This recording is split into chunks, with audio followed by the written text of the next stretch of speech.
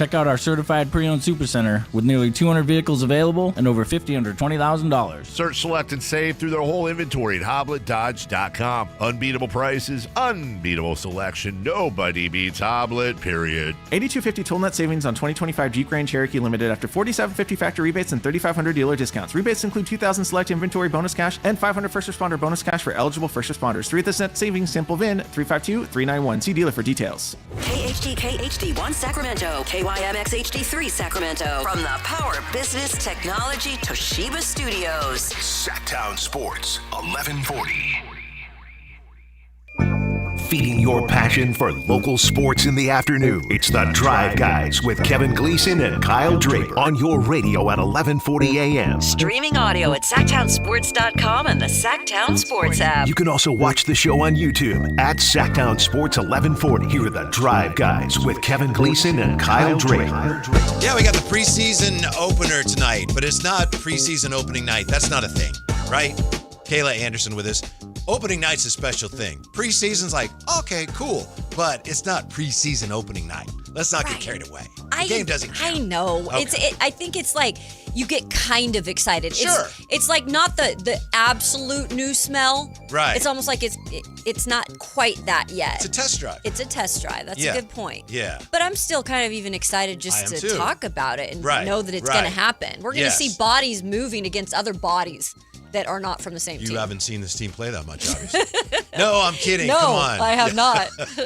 Yes, the bodies will be moving in the Kings and the Raptors tonight. Kayla, by the way, her last day with us for now, as far as we know. I know that she's gripping a little bit here because the Mariners are playing the Tigers right now, and Detroit trying to stave off elimination. And moments ago, it was 3-0, and now we're all even. Yeah, we were out of the studio. Then when we pop back in the studio for crosstalk, we look up and it's 3-3. I knew it, Kevin. I knew once they got the guy on base, I don't even remember who it was at the time because we were back there. I was like, I'm telling you, this is what we do. We Mariner it. So hopefully they can find a way to pull it out. Are Mariner fans kind of like Red Sox fans used to be, where you're just kind of conditioned to expect bad things? And Cubs fans used to be that way. I don't know if they still are. That's exactly what it is. It's like, I went to Washington State. We call it cooging it there. Oh, okay. So we coog it a lot. So I guess I just call it Mariner. Gotcha. Mariner it. Yeah. Whatever. But still, it's still even. It is. So they still could pull it off. And, they're up in the series 2-1. So, can't get too mad. Right. But it's weird having all this baseball right now. It is. 4 games today, right? Yeah. Yeah. Nothing like October baseball. I know. Every pitch is, if you have any stake in it at all. I know for a lot of people, it's like, when's football on? I but know. if you have any stake in it, every pitch is like, ugh. It feels fun to watch, like baseball during the day, and then you've got, football. I know it's going to be on like every day of the week except for one day. So we have stuff to watch all the time. My parents told me that one World Series, they used to play World Series during the day, and so I would come out with my blanket and just camp out in front of the TV watching the World Series. And then after it ended, after 7 games or whatever, they said I was furious because where's the baseball? Where's the baseball at? So you were like, baseball. Yeah, you were conditioned at a young age to really enjoy it. And I love it with the blanket. Yes. That's I'm like, I want to get cozy. Like if we had the fireplace, let's turn on the fireplace, that type of thing. So good luck to your M's today. Thank now, you. Jay, yesterday I started the show talking about Jacksonville because they'd won the night before. And Jay said, hey, wait a minute. Yeah. We're the station of what team? So this is for you today, Jay. Is this real? The 49ers have the special teams player of the week in the NFC? Is that even I had real? To pump fake. I looked at it 2 or 3 times. I checked about 4 different sources, and I had to make sure. I said, am I tripping? Or is this for real? Before I sent it to you guys.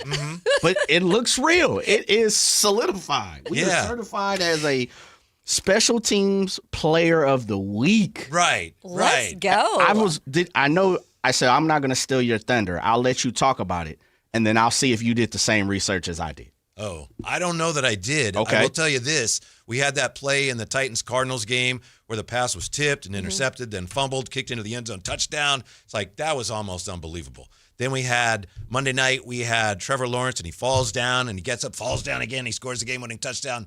That's weird. But this is the most unbelievable thing of all of it. The 49ers with the special teams player of the week. Absolutely. Yeah. I think that deserves a round of applause. Absolutely. You guys have dealt with enough issues with kickers and on all the special team stuff. So well deserved. NFC's Week 5 special teams. Although player Eddie of the week. Pinheiro, there goes Pinheiro, Eddie De Niro, he would say, look, this is the 4th time I've been special teams player of the week. He's like, First time with the Niners. What did your research reveal, Jay? Well, I started looking around on who was the last 49ers special teams player of the week. I would guess. Can I guess? Sure. David Akers. Oh. It's a good one, but I thought you were going in the right direction. This is probably going to surprise both of you. Okay. I'll say the person prior to the last winner was Robbie Gould. Okay. Robbie Gould was a 7-time winner during his time with the 49ers. Week 1, 2024. That would be Jake Moody. Oh, so, wow. Jake Moody. All the hate, the vitriol, the lividness. Yeah. That's a word. Some of that came from where you're sitting right now, if I'm being honest, right? Think about that. Jake Yeah. Moody was the former special teams player of the week for the 49ers, Week 1, 2024. Wow. Oh, how things have changed in a year, right? Yes. Special teams player of the week is a fickle mistress. I Exactly. guess. we can say that. Meanwhile, Brock Purdy won't practice today, lingering toe issue. So that potentially opens the door, according to Matt Barrows, for Mac Jones to make his 4th start of the season. Although he's also got issues. He's still dealing with that knee injury, and he has an oblique injury. So he added to the list. yeah, but I think that must have been the one, remember, late in the game when his pants were falling off and he was getting up and he was kind of crooked, like, like a 78-year-old guy getting out of bed. Like, That's what he looked like. Yes. So I know that, who was it? Brian Baldinger says, you got to go with the hot hand. Even if Brock Purdy's healthy, go with a hot hand. Doesn't look like Brock is healthy, at least not right now. Unfortunately, Mac Jones may not be either. And that's the thing, that they're in kind of a rock and a hard place in that situation. And if you think about it, I almost feel like Brock Purdy was not ready the first time they brought him back. And I was a little surprised that they brought him back that early. And I know he was probably pushing for it too. Hey, the toe is fine. The turf toe is fine. But they also, I think, had the situation with Mac, because he had come off that game where he had re-aggravated the knee. So you have to go with either one of them at this point, because they're not going to go with, is it Adrian Martinez? Yeah. Who's the third stringer. I mean, they're Amart. not going to put him Blue in Light there. Special, Amart. Yeah, Amart's not going in there. And, I was going to say something about Walmart, but, I'll just I'll move beyond that. Sure. But we'll just keep it moving. I think that it's okay. Put McCorkle back in there, Mac Jones, and just go with what's going on right now. And if he gets hurt, then you're going to have to go to your other option. But you've got to let Brock rest. 100% that turf toe, it is a nasty injury. And if you keep going out there and trying to play on it, he's going to re-aggravate it. He's got to completely heal it. I can't speak for other 49er observers or fans, but this is kind of scary because last year we had something similar with Christian McCaffrey and his Achilles. And it started out, according to the team, he should be okay, should be good to go. And then it's, game time decision. Then, he's not playing because he's got tendonitis. And then next thing you know, he's got it in both ankles. So you just don't know, is Brock really okay? He's progressing, he's coming along, might play this week. Nope, not playing this week. And so you can't help but wonder, how bad is it really? Yeah, and I thought the game that Mac Jones played in last week, we had heard, I actually thought it was more so his knee that was bugging him towards the end. They were saying it was cramps because we had talked about the whole pickle juice thing and everything yesterday keep that handy on the this show. week playing in Tampa Bay, and right? that's what I was saying. You got to keep that handy for sure if that was a thing that he dealt with last week. So hopefully the knee isn't as bad as it looked, but my goodness, I was watching his facial expressions even on that final drive and saying, this guy looks like he is in pain, although he continued to just execute. So hopefully it's not that much of the knee issue, but now you said the oblique. So we'll see what happens with him. But he's 3-0 with the Niners right now. So you can't ask for much more. It's funny the difference between football and baseball. In baseball, a guy gets, unfortunately, a concussion. I know that's no joke, but guys sometimes are out for weeks. Football, if you get a concussion, they try to get you back in, the next series. Yeah. And if you're out for like 3 days, he went through the protocol. And something similar with the oblique injury. Baseball players get an oblique. It's like, we'll see you next spring. Exactly. You know? And Mac Jones, he's got the oblique, but hopefully he'll play this. Right. Yeah. He's like, I think in hockey too, they're pretty weird about they're like, oh, yep, it's a lower body injury. You're. Oh, yeah, in hockey, they don't even tell you, huh? They don't even tell you specifics. They don't want the other team going after it. Right. But you're exactly right. And what option do they really have, right, Kevin? It's like they don't have another option. So, Mac, go and bandage the oblique up. Mm-hmm. Go and bandage the old knee up. Get out there and let's win this game in Tampa. Yeah, but Kayla, watch this. This is the beauty for me of working with Jay, Mm-hmm. because I tend to get bogged down in these things and I get worried, I get anxious. Sure. And then watch this. Jay, are you worried about the health of the 49ers quarterbacks this week? Yeah, I'm a little worried here. Oh, no. He surprised you on that Yeah, I'm one. a little worried here. Mr. Gleason. I have no clue who's going to be playing quarterback at this point. Okay. Yeah, All right. and it looks like Amar is going to be our backup. And we talked about it a couple weeks ago when Amar was looking like he was getting ready to come in the game for the Rams. I mean, he was bright-eyed and bushy-tailed. Eyes wide as saucers. Yeah, absolutely. And Mine it wasn't were a good too. way. And I'll bet yours were too. Yeah, I was like, And I think I texted you and Draper at the time. I was like, well, getting ready to see our third-string quarterback in Week 5. Yep. I don't know. I think it's going to be Mac Jones. I truly do. And I think it's going to be Amar. I don't think Brock's ready to go. No, I don't think so either. Do you think that was a mistake bringing him back for that game? You being a Niners, I just did not understand that. I guess it was either him or Amar. Yeah. And I mean, you lost, even though you were in the game, but it could prove significant down the road. You might be on to something if that's the tree you're barking at. Sure. Yeah, I think they didn't really have a choice because Mac had hurt his he knee, wasn't playing. So I don't think Brock was really. They didn't want to play him, but it's like, it's either him or Amar. Yeah. So I think they knew it wasn't a good decision, but they got kind of forced into it. Mm-hmm. And they lost anyway. Yeah. And I mean, hindsight, of course, right? Hindsight is 20/20. But they lost anyway. Albeit it was a close game, a couple mishaps here and there. But I think if you had to replay it and hit rewind, you'd probably say, you know what, we're going to take the L anyway. Sure. We'll go with Amar.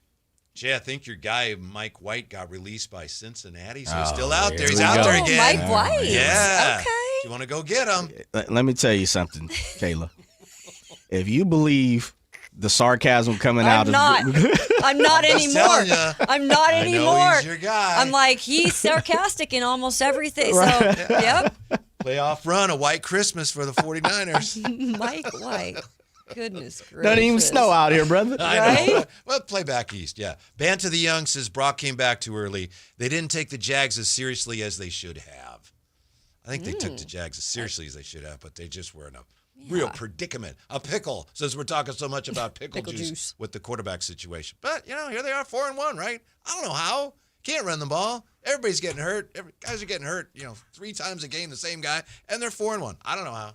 This is going to be a test, though. I mean, you're going on the road, and you're going down to Florida, and like I said, the humidity down there. I don't know the temps at this time, but it's still hot down there. Florida's just a crazy place now, It's right? a weird place. Yeah, it's a very weird place. But I think just the traveling and just knowing that Mac Jones is a little beat up, hopefully they'll get some of these other guys back. I don't know what Ricky Pearsall's status was. Good question. But I would love to see him back. Mm-hmm. That would be nice to have. I know, Bourne is a good weapon for Jones, but it would be nice to have some other options. But, what do we see with the run game? There's so many questions still, and to do it on the road against a really good Bucs team right now, I don't know what to expect. Mm-hmm. By the way, congrats to Kayla, or I should say thanks to Kayla for wearing your King shirt today. I thought, I have some ordered, you guys, that are really cool, and hopefully I'll have a chance to show you guys. They're kind of throwback shirts from a place called Homage, and but I didn't have them yet. Paying a little homage. Yeah. You know about that homage, huh? I'm like a huge fan. Really? Jay, I got to show you my Griffey Topps card homage shirt. I think you'll like that one too. Yeah, I like homage. Yeah, isn't it cool? Like the fabric's real nice and everything. So I didn't have one, so my lovely sister-in-law Emily let me wear one of hers. Oh, nice. So hopefully it works. Because I gotta be in the spirit today. Right. Right. It's preseason game day. Yeah. This is not in the spirit, and I take full responsibility for that. But talking about the Kings in the NBA, Apparently, both Kayla and Jay are excited because the Lakers are unhappy with Dalton Connect. Is it true, you guys both? Both of you would be like, yeah, bring him to Sacramento. Really? Yep. Dalton Connect? Quick, fast, in a hurry, sir. Yeah. Wow, how come?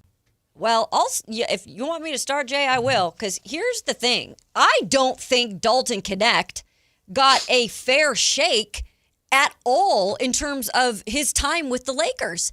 Because this is a guy, I watched a lot at Tennessee when I was down there. I mean, when you talk about Rick Barnes, their head coach, who has been in college basketball forever, he was at Texas, Jay. You know that before he came to Tennessee, and he's a well-respected coach. The way he spoke about this guy throughout that season, and I know he was 1 year at Tennessee, it was just like next level in terms of what type of player he was, and obviously he was taken in the first round. And then we get to this point where he was taken, and then he was like going to be traded. There was all this thing. He was traded. You're yeah, right. and then it was rescinded. Yeah. And he kind of, I think, lost confidence. I don't think he thought that the Lakers even wanted him there. Do you need violin music when you explain how tough this is? And so I am mad because I don't think this guy got a fair shot. The Lakers had their noses up, like we don't like this guy.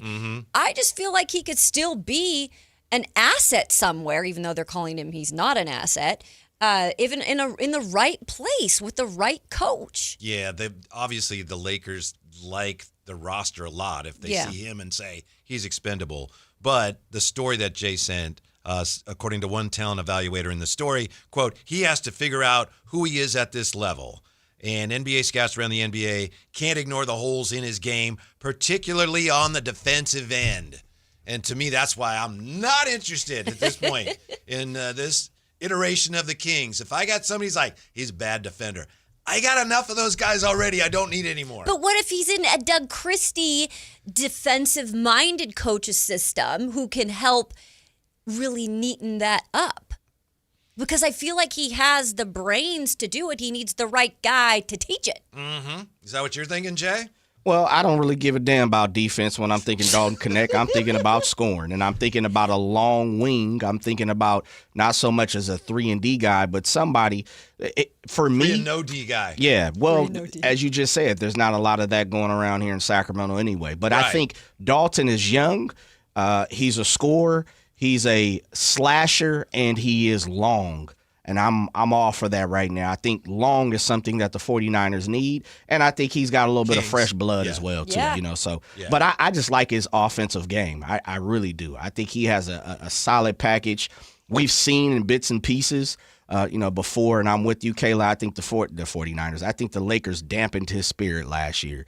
When you said, I'm going to trade you to Charlotte, which I thought was going to be spectacular. I said, go to Charlotte? Jay likes Charlotte, by the way. Yeah, I'm a borderline Charlotte fan. Yeah. I'm a huge LaMelo guy. But I got it. I do think he would bring something. His repertoire is something that we don't technically have.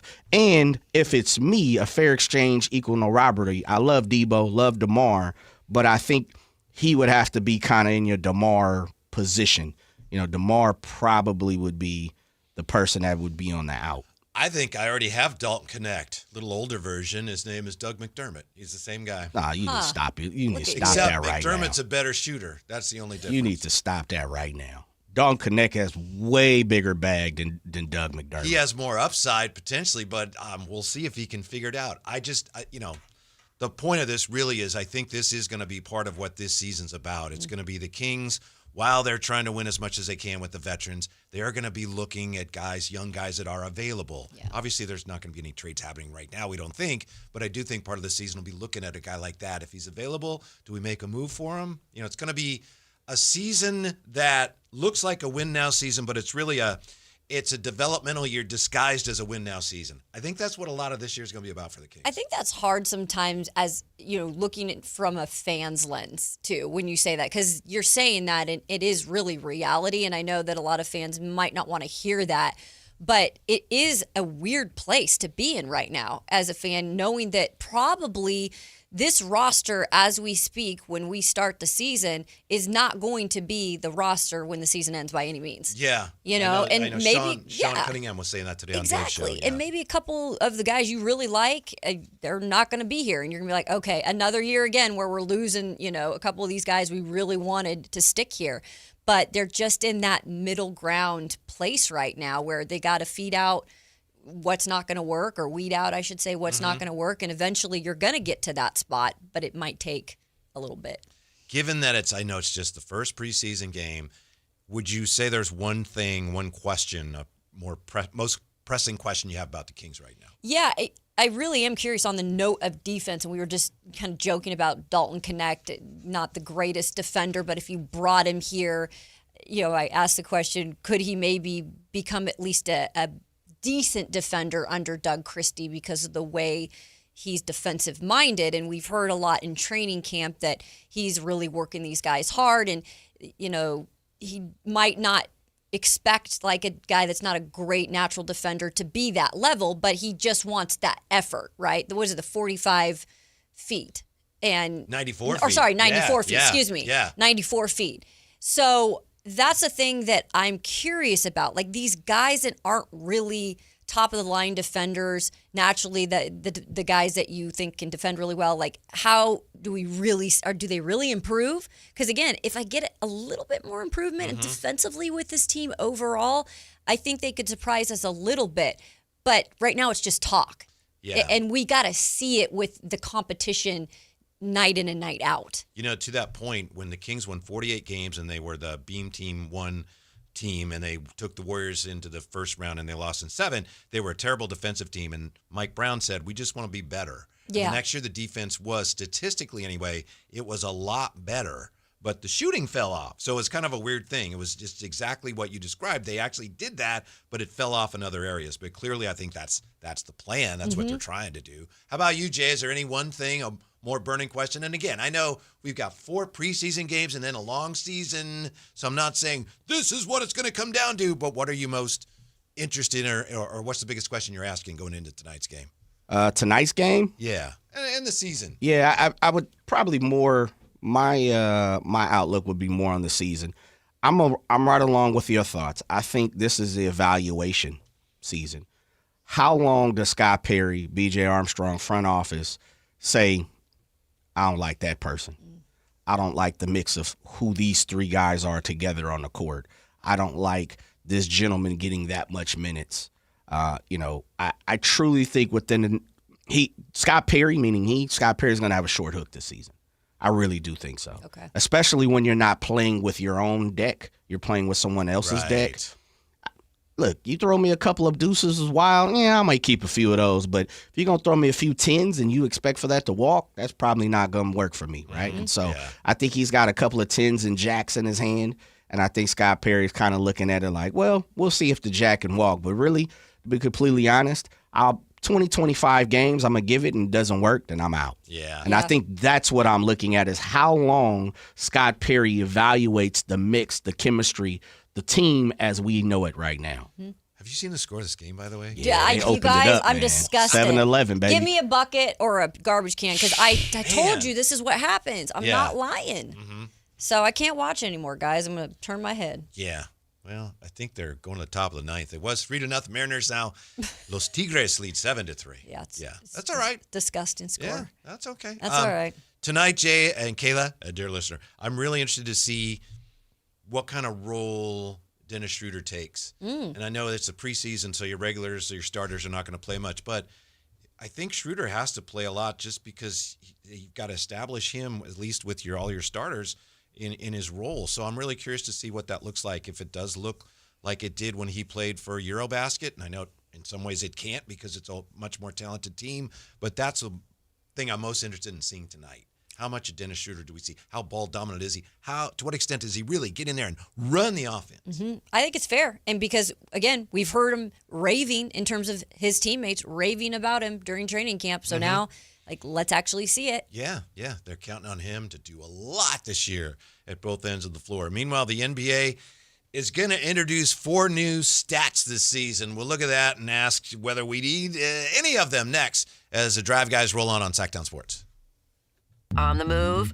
Got somewhere to be? Take Sacramento Kings basketball with you. The Sactown Sports app will let you stay connected to your passion. Never miss a moment of Sacramento Kings basketball with the Sactown Sports app. More fiber and laxatives, eh? Who are you? I'm future you. Future me? Constipation with belly pain still coming back? Our doctor figured it out. It's irritable bowel syndrome with constipation, or IBS-C, and Linzess could help you get ahead of it. Linzess linaclotide is a prescription medicine that treats IBS-C in adults. It's not a laxative. It's a once-daily pill that helps you get ahead of your symptoms. It's proven to help you have more frequent and complete bowel movements and helps relieve overall abdominal symptoms, belly pain, discomfort, and bloating. These symptoms were studied in combination, not individually. Do not give Linzess to children less than 2. It may harm them. Do not take Linzess if you have a bowel blockage. Get immediate help if you develop unusual or severe stomach pain, especially with bloody or black stools. The most common side effect is diarrhea, sometimes severe. If it's severe, stop taking Linzess and call your doctor right away. Other side effects include gas, stomach area pain, and swelling. Talk to your doctor and say yes to Linzess. Learn more at linzess.com or call 1-800-LINZESS. With 25 award-winning years in Northern California, Ashton & Price is your local injury law firm. Pro attorney tip: if a firm presents as local but they're in LA, red flag. If your first consultation is not with a lawyer, big red flag. At Ashton & Price, your first consult is with a local attorney, and if serious injury prevents travel, a lawyer will come to you. Still not enough? George Washington's my uncle. At Ashton & Price, no red flags, just red, white, and blue. Remember, for the best advice, don't think twice. Call Ashton & Price. This is the story of the one. As a custodial supervisor at a high school, he knows that during cold and flu season, germs spread fast. It's why he partners with Grainger to stay fully stocked on the products and supplies he needs, from tissues to disinfectants to floor scrubbers. All so that he can help students, staff, and teachers stay healthy and focused. Call 1-800-GRAINGER, click Grainger.com, or just stop by. Grainger, for the ones who get it done. When I was a kid, I remember my dad, a lineman, leaving in the middle of the night. Families were depending on him to get their power back on to keep them safe and warm. Watching him taught me that this work isn't just about wires and circuits. It's about people and the trust they place in us when the lights go out. That's why I started Maverick Electric Heating and Air, to carry on that same promise of showing up, doing it right, and protecting families when they need us most. Visit callamaverick.com. Carmichael Dave here with breaking news. American Energy Heating and Air is changing their name to American Energy Home Pros. No, they're not going to do poetry, not that kind of pros, as in professionals. Hey, listen, I've told you for months, they want to be your second opinion partner. Of course they do. They want to come out to your house for free, take a look at whatever offer you've been given on your heater, on your air conditioner, and now your plumbing. And what will they do? They'll give you a replacement quote. They'll give you a second opinion, which does two things there. Number one, it lets you know that whatever service you've been quoted, you actually need. And number two, it's going to let you know, A, if you have a great price from somebody else, or B, more probably, if you have a better price from American Energy Home Pros. Been in business since 1981, 916-520-9990. That's 916-520-9990.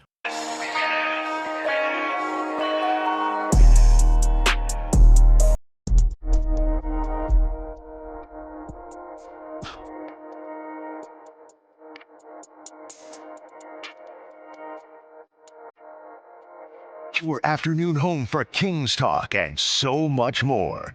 The Drive Guys on Sactown Sports. Finally, we can really start ramping up the Kings talk now that they actually play a game tonight. Yes. And Doug Christie's second year, first full year as head coach begins. I do think it's kind of odd, Jay, that they're playing the Toronto Raptors in the preseason. Fresh off, right? It's neither here nor there, but they, I think typically they tend to play teams that are already out here. A little closer. Yeah. Yeah, Portland. Phoenix, maybe. Yeah. You might even slip into Denver, I think. Maybe last year, 2 years ago, we played Denver. Mm-hmm. But yeah, Clippers, Lakers, Phoenix, Portland. But that's okay because it gives us a good reason to talk to Mark Jones' brother, right? Yes, sir. Mm-hmm. Jones Brothers. Paul Jones, who's a Raptors analyst, he's going to join us about 5 o'clock. Mark Jones' brother. That's a really cool thing. Yeah. Like, how many times you say, yeah, I'm the analyst here. You're the analyst there. Like, Yeah, it doesn't happen much. Quite a family. Mm-hmm. Meanwhile, how about this? Oh, boy. Oh, boy. The NBA is going to trot out some new stats for us this year, Jay. You excited? No. He says no. You don't even know what they are. I know, but do. just the way you were trying to propose it, like you were trying to pitch it to me, I was like, nah, I'm good. This has to do with Amazon and their involvement. So it's kind of a stat, but also a way of promoting Amazon. One of the stats is going to be the defensive box score, which is just what it sounds like. You take, according to this, I haven't seen one yet, the traditional box score stats, and you invert them to attribute the statistics to the defensive player involved. So it's like you've got shooting and percentages, and it's all for the people that he's been guarding. Oh, my. I'll tell you this, I hate it and think it's the stupidest thing I've ever heard of. Why are we doing this now? Because it's prime and they want to get cute? I think so. And I don't know exactly how they're doing it, but in basketball, I'm not, if I'm guarding you, you know, if Jay's closer to the basket and I got to help, I'm actually going to guard him. Exactly. You know? So I don't think it necessarily translates into just, it's not the same This as is me your shooting. guy. Yeah, right. Yes. Yeah, I think this is one of those things when you're like Amazon, and I know they have the Thursday Night Football and all that, and they've done some things with that.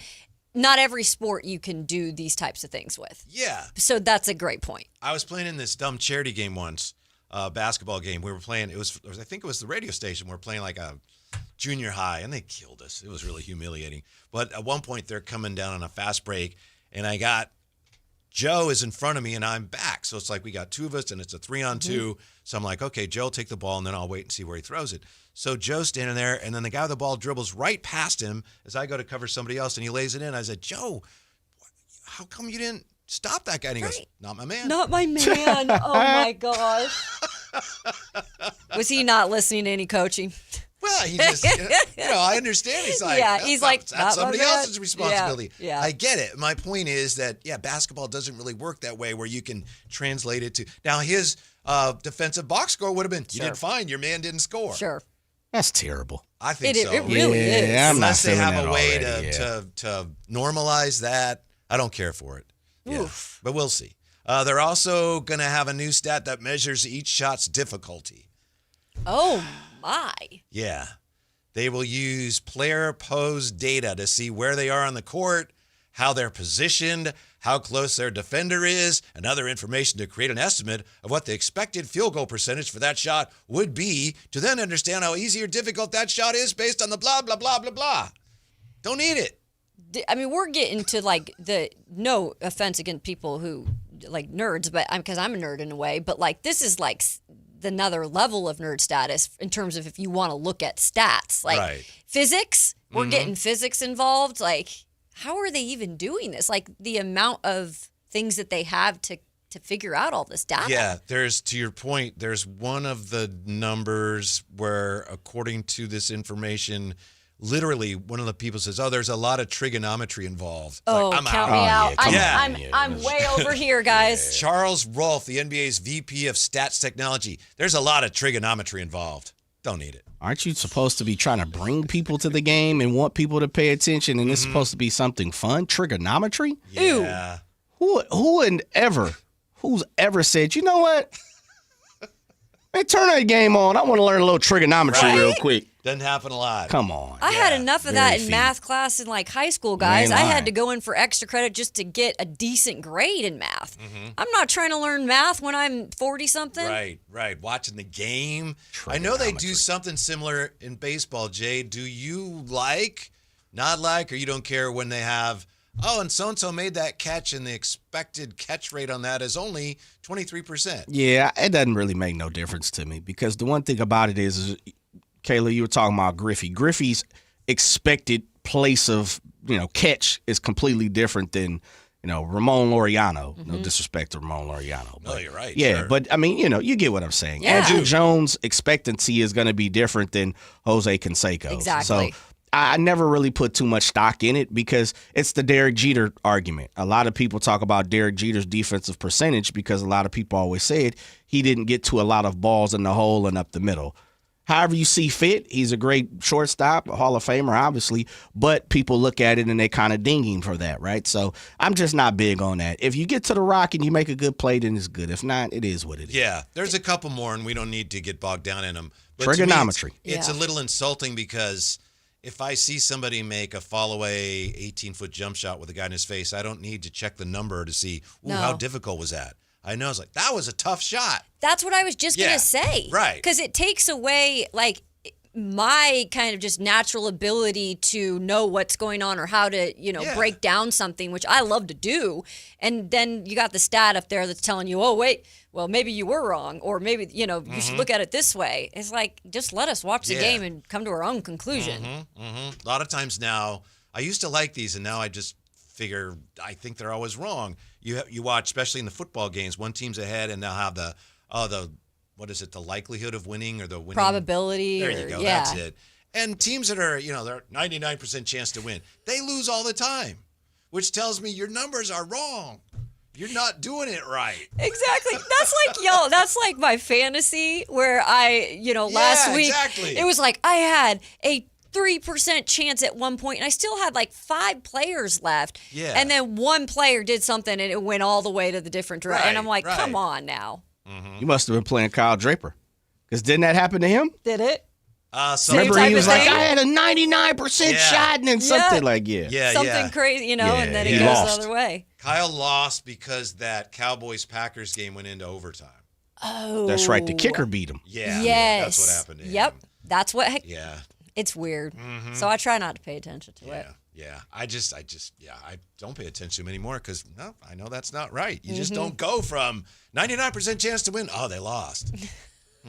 So my suspicion is that we're going to see a lot of these numbers on the telecast, that they'll be, and it's just a way of, stats are not supposed to be a way of promoting one of your sponsors. And I think that's what this is. It's a lot of kind of like, hey, look at us. We're doing all this fancy new stuff on Amazon Prime. No, it's okay to just come in and, it's a new place to find NBA, but you don't have to do all this fancy stuff out of the gate. They're already doing that, aren't they, with the NFL? Don't they say next-gen stats powered by Amazon Web Services? Yeah, they do. So they're already doing it. So I think now they're trying to do that for basketball. AWS. They got to make stuff up. Yep. They're making it up? Yeah. Mind-boggling to me. Just let us be simple people watching a game, okay? Supposed to be entertainment. Exactly. You watch a football game to step away from trigonometry class. Thank you. Not together. No. I don't step away from a football game to go, do homework in trig class. Right. Nah.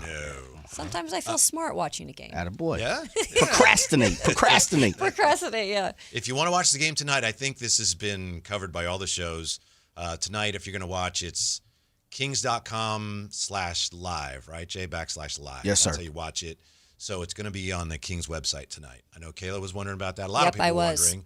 This year, the first couple of preseason games, everybody wonders. So I remember watching it last year on there, no issues. So, perfect. Yeah. Or you can listen to the legendary Yes. Hall of Famer, right I know. here. Sports 1140. With Gary Gerald on the call, you actually will see the game better than if you actually watched it. Come on, man. Painting the picture for you verbally. Yep. I might split it, do some the listening and then some of it watching. So yeah, the only trick with that is synchronizing, but maybe it'll be synced up. Are you, either of you, and I used to see this a lot when I was growing up going to baseball games, are either of you the sit in the stands and listen to the radio call while you're watching the game? Yep. Yeah? Yep. I think it was like something my grandpa did. And so then kind of taught that to me too. And then I actually would do that with the Titans too. Like, listen. Really? Yeah. So I don't know what it is. Maybe the detail that you get in, I guess I enjoy that part of it. But some people don't like watching it and listening. I've never done that, Jay, but I remember going to a game or two when I was really young and my mom and dad explaining that, that's what some people are doing. Yeah. We didn't do it, but it was never like, you don't do that. I just thought, wow. And I think it was, in Dodger Stadium, they love Vin Scully so much. That's what they do. I think they did it a lot there. And it depends on, too, I don't do it for every game I go to, obviously. There's some that I would not. But, yeah, I do enjoy doing it, though. And maybe it's just a traditional thing because, he did it. Yeah. Do you know how to keep score? Do you keep score at games? When I was in high school, I was a manager of the baseball team. Ooh, so there you go. Did a lot of the scorekeeping back in the day with my other good friend who was there. We loved baseball so much, we just wanted to be a part of it. So that was the only way we could do it. So Love keeping score. Yeah. My mom taught me how to keep score at games, and I taught my daughter. Did you really? Yeah. It's kind of fun. It is. You know? And then you really feel involved. Yeah. So Is this trigonometry class or is this baseball? Keeping score is pretty simple. that is the one thing, Jay, I'm not good at math. I'm telling you, not good at math. But that I actually could do. I never learned how to keep score until I got to college. Really? And technically, I always said because I was playing. I never was on the bench, right? But when I got to college, it's like, yep, you're redshirting. Pick up a clipboard right now. Let me tell you. So that's when I learned how to actually keep score. Was my freshman year in college. Fun. Sure. So you no, it probably wasn't. resented doing it. So you would sit behind home plate. Like I always see, you know, when I would cover Vandy baseball, all the guys that weren't playing or the pitchers that, you know, they were behind home plate. You know. Yeah, so the difference of it is pitchers are weird, Kayla, so they like to be grouped up together. So they would be behind home plate. Real ball players, you know, we actually moved about the ballpark. Very We true. actually shook hands and kissed babies and things like that, and actually watched the game where pitchers, they walked around with coats and long johns on, and you know. But no, I kid. No, I was though. Yeah, they are definitely. They are. I already think my second nephew is going to be a pitcher. Really? And I wasn't afraid to tell my brother and sister-in-law that. I said, he's a little weird, but in a good way, you know? And I think he could be a pitcher, guys. He's not a lefty, is he? He's not a southpaw, is he? No. Oh. No. I know, because that would have really made sense. Put him up. So. Aaron Judge, amazing last night, but there was a Mariner fan who was even more amazing last night, and we'll look at that when we come back to Sactown Sports. The Sacramento Kings are geared up for the new season. Training camp competition is fierce. He's got the two-pointer. Download the Sactown Sports app to keep you informed everywhere you go. One place, all your Sacramento Kings news. Sactown Sports 1140. At Valley Strong Credit Union, we know that local businesses are the backbone of the Central Valley, investing in our neighborhoods, boosting the economy, making the Valley stronger. But when it comes to their finances, where can they turn? A big bank that just sees another number? That's not good enough. Valley businesses deserve Valley support for payroll, credit, cash flow, and everything in between. Valley Business is Valley Strong. Learn how our cash management services can support your business at valleystrong.com. The deals are on now at the model year-end sales event at Folsom Lake Honda, your one-stop Honda shop. Looking to own or lease? Save on year-end models and drive a brand new Accord or Civic. Visit us today at folsomlakehonda.com, your one-stop Honda shop. As a family-owned and operated dealership since 2009, customer service is our #1 priority. Our customers love doing business with us, and you will too. Go to folsomlakehonda.com. Your one-stop Honda shop.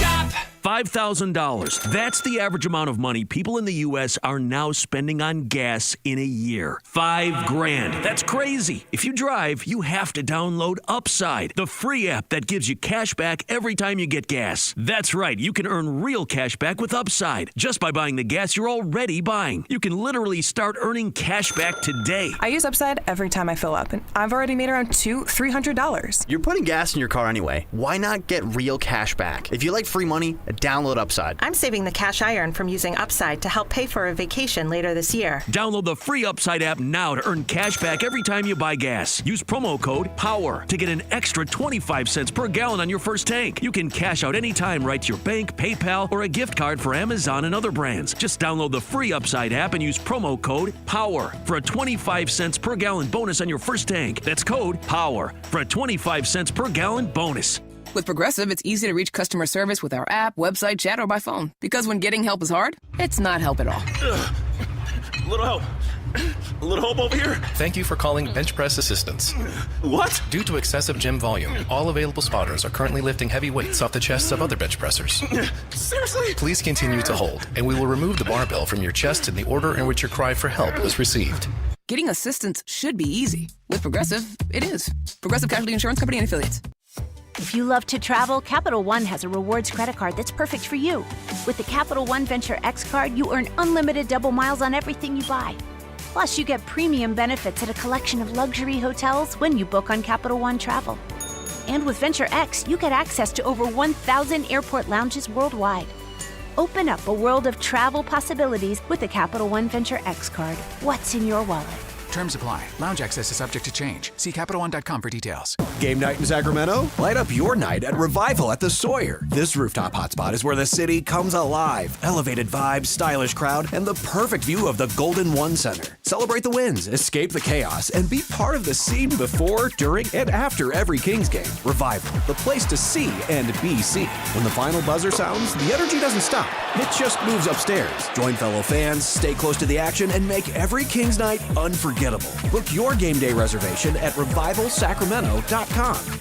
What's up? We're talking to Chad Hoblet of Hoblet Dodge Chrysler Jeep Ram in Woodland. What's happening for the Drive into Fall event? When it comes to getting the right truck, options are important. So this month at Hoblet, you have 2 options that will save you thousands. Right now, save up to $9,000 off MSRP on the brand new 2026 Ram 1500 Crew Cabs. Or you can save thousands on finance charges with 0% interest for 60 months. I'm sorry, did you just say 0% financing? I thought those days were long gone. Not at Hoblet. We're always looking for ways to save you money. Plus, we have Northern California's best selection of Ram trucks with hundreds of new Rams available. Search, select, and save through their whole inventory at hobletdodge.com. Unbeatable prices, unbeatable selection. Nobody beats Hoblet, period. 9,000 total net savings on select new 2026 Ram 1500 Laramie after 6,000 factory rebates and 3,500 dealer discounts. Rebates include 2,000 select inventory bonus cash, 500 on-the-job upfit, must show eligible upfit. Special 0% for 60-month financing in lieu of rebates. No down payment required on approved credit. Must have 700 plus FICO to qualify. 1666 per thousand borrowed. 5% net savings. See dealer for details. Stockton 99 Speedway, Saturday, October 18th.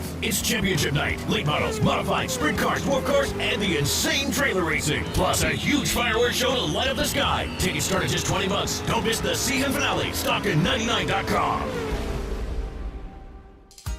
Need cash fast? Tap into the value of your home with a home equity line of credit from Valley Strong Credit Union. Whether it's for home improvements, debt consolidation, or that dream vacation, you can get your cash offer in minutes. That's right, just minutes to unlock the power of your home's equity with no hard credit pull to see how much cash you can get. No stress, no waiting. Just smart, local banking that puts you first. Grow your possibilities with Valley Strong Credit Union. Visit valleystrong.com to get started today.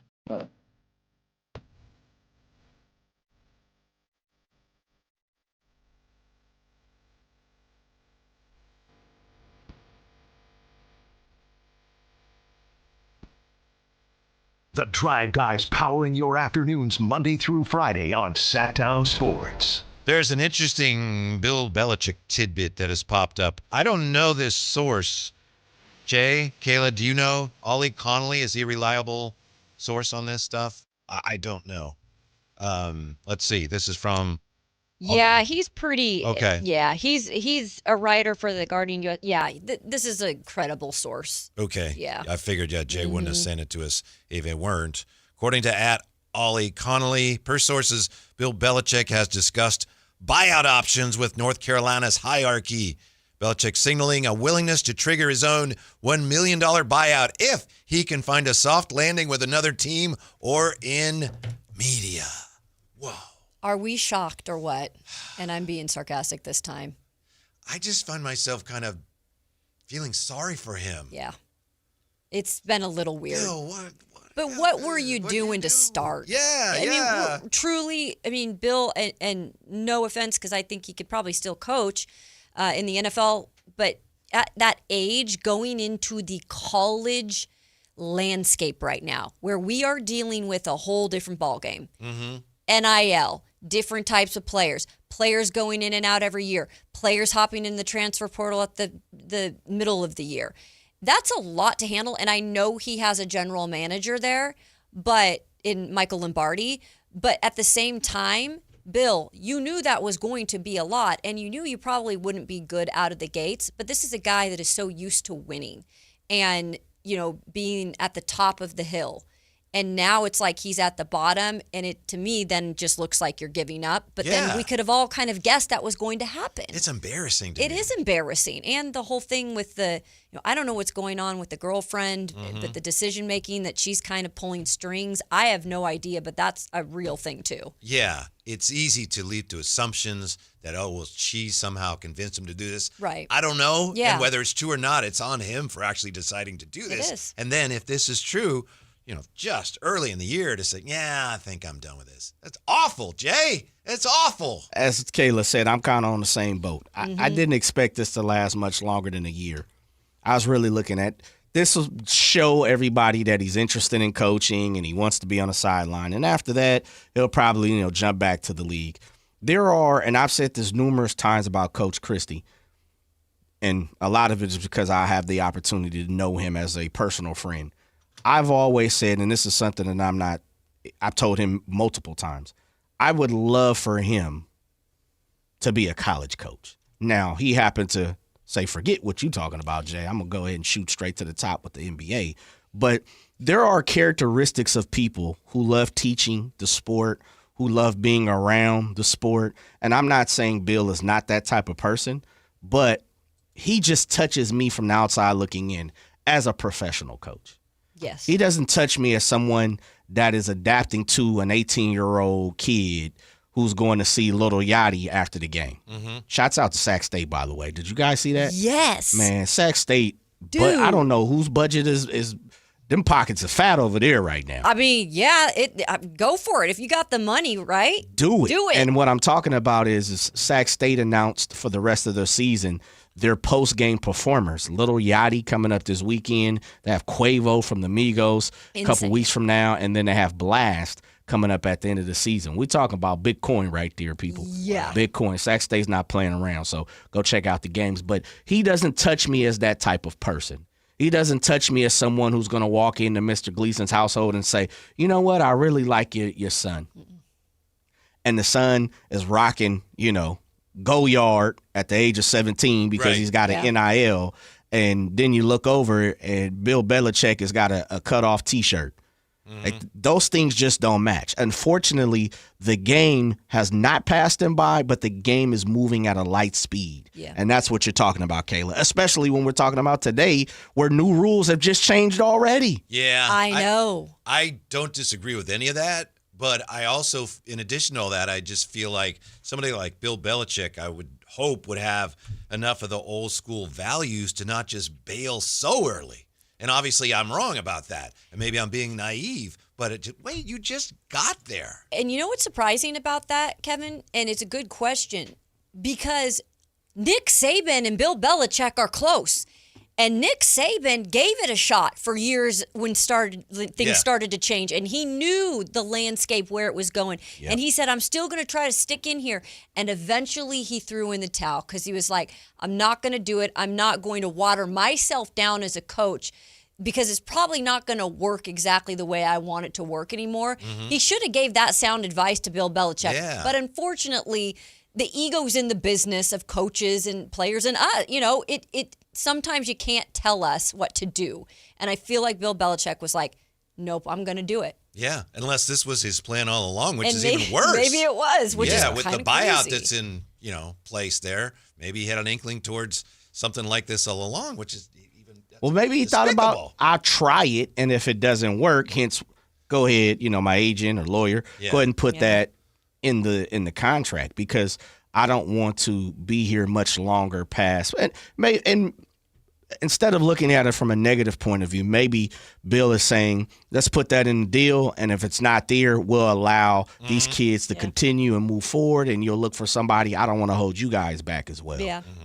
It's also not fair, Jay, for the kids because, I think a lot of these players looked at it like, hey, Bill Belichick's coming to UNC. Like, we're hyped up. They're going to build something here. And then, 5-6 games into the season, we're talking about a buyout. So at the same time, it's almost like not fair for them either. Right. And to me, it's just wrong. And I know that legally it may be above board, but a coach, young players, and I know they're, it's different now in college. Yeah. They're close to allowing college players to bet on their own games. That's something that could be happening. So they're not like, oh, gee, it's Bill Belichick. Yeah. At the same time, there is something to me still sacred about a coach-player relationship. And to just, I think I've had enough. If that's where we are with this, to me, that's shameful. Yeah. Different times, though. And that's the true. easy way out of saying it. But when you really sit down and look at it, White, as much as I'm for the players, as much as I'm for the guys getting paid, not just stipends, but actually getting paid what they're worth and being on video games and names and things like that, NIL, you have to really sit back and think about it. And that's why I use the example of Coach Christie. I've always said is because I think he can adapt well. That's part of it. I think you have to be, and for a lack of a better word, but you have to be kind of cultured of what's going on today, tomorrow, 10 years ago. Just cognizant. Absolutely. Yeah. And part of that is now, and this opens up a bigger can of a conversation. There are kids, literally, truly kids, who are walking into college, and I'm just as much as worth as you, Bill. Mm-hmm. Like, I don't need to listen to what you're saying. Yep. And so that's the difference. That's why the old school mentality, and I just use old school, that as much as you're saying, well, the coach and the player, like, that's out the window now.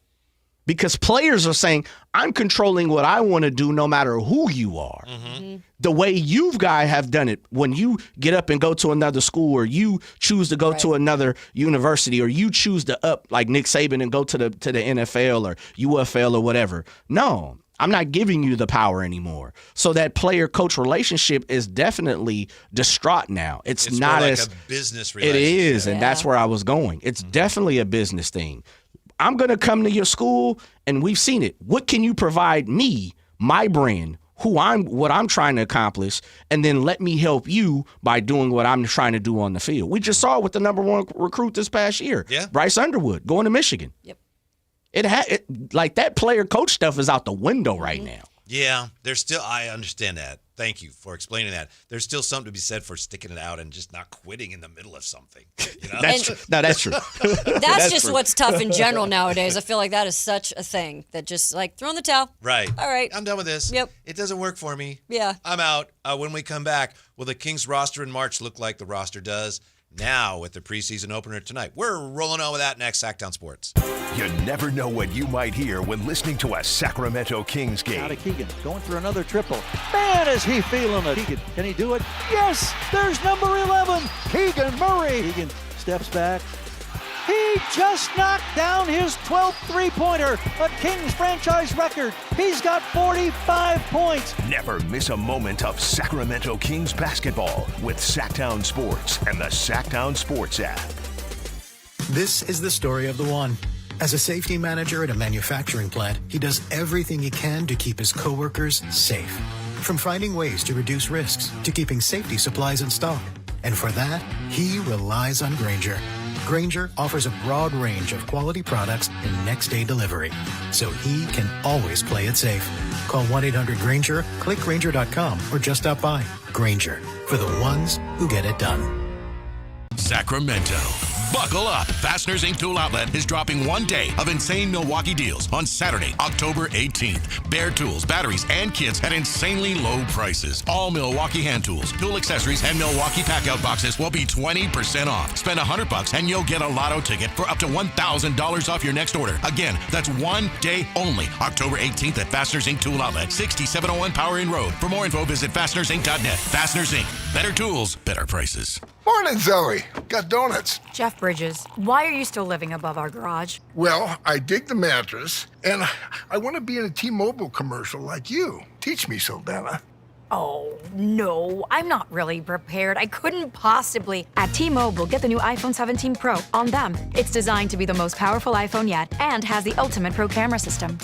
Wow, impressive. Let me try. T-Mobile is the best place to get iPhone 17 Pro because they've got the best network. Nice, Jeffrey. You heard them. T-Mobile is the best place to get the new iPhone 17 Pro on us with eligible trade-in in any condition. So, what are we having for lunch? Dude, my work here is done.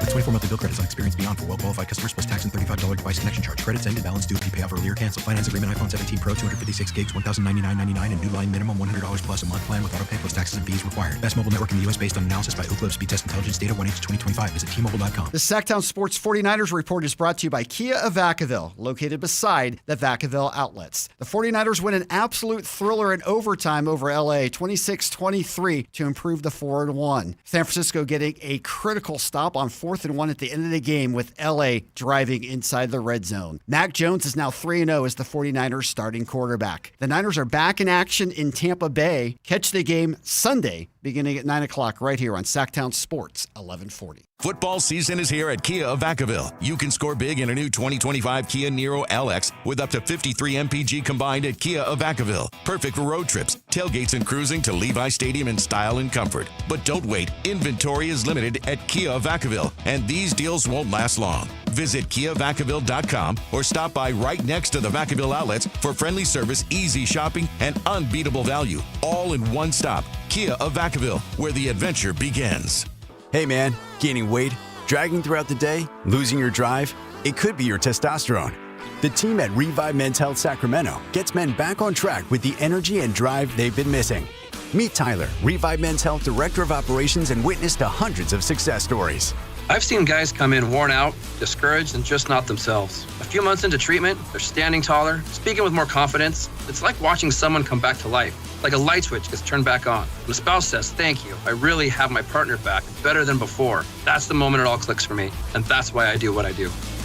Since 2011, Revive Men's Health has helped more than 120,000 men regain their energy and drive. Start your story today with an in-clinic visit or a secure video appointment. Call 916-619-3000 now to book your free testosterone test, exam, and consultation. That's 916-619-3000. Or schedule anytime at ReviveMen'sHealth.com. When I was a kid, I remember my dad, a lineman, leaving in the middle of the night. Families were depending on him to get their power back on to keep them safe and warm. Watching him taught me that this work isn't just about wires and circuits. It's about people and the trust they place in us when the lights go out. That's why I started Maverick Electric Heating and Air, to carry on that same promise of showing up, doing it right, and protecting families when they need us most.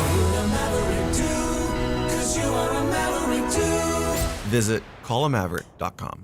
Your local sports leader in the 916. KHD1 Sacramento, KYMX HD3 Sacramento. From the Power Business Technology Toshiba Studios, Sactown Sports 1140.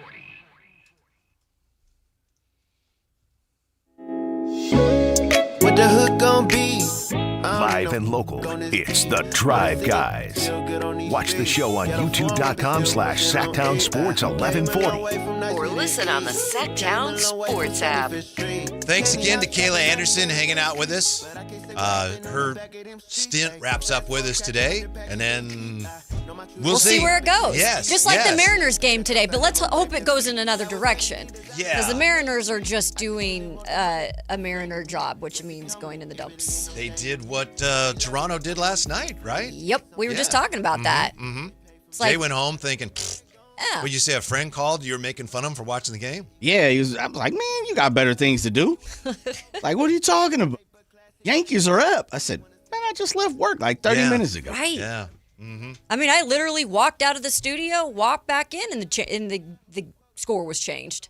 It was tied up, and then now it's just whomping. Did you ever have the old Play-Doh Fun Factory? You know what that is? Yep. Yeah, where it's like a press, and you put the Play-Doh in, and then you press down on the handle, and sometimes there's different stencils and things, and you force the clay out. To me, that's what October baseball is like for the players. You can just see. They're in there, they're the clay, and talk about a great visual for our listening audience. They just get, weird shapes come out under and that like kind the of pressure. crinkly, like little, like Sure, the long thing. whatever it was. Yeah. And so, you just never know. We'll see where it goes from here. But odd things happen when players are playing under that much pressure. Yeah, and that's why I think we all love baseball. I've gathered in here, and I never can understand people who are like, I can't watch it. And I'm like, but October, you can watch it. It's exciting. Mm-hmm. I just sit down for a second. One thing I've noticed watching on Fox, Mm-hmm. we were just talking about different stats and presentations on TV. TNT has the traditional, right now they have the Brewers and the Cubs, and I know we were just talking about this. TNT has the outline of the strike zone. Yep. Yeah, which is what everybody does now. Mm-hmm. But on Fox, the strike zone is there, but it's just shaded subtly, and you almost don't notice it. But it's there, and I applaud that because there was a time when you didn't have that strike zone there at all. So I'm wondering, you would think that they'd all be like, we have to be in unison in how we're doing this, especially in the postseason.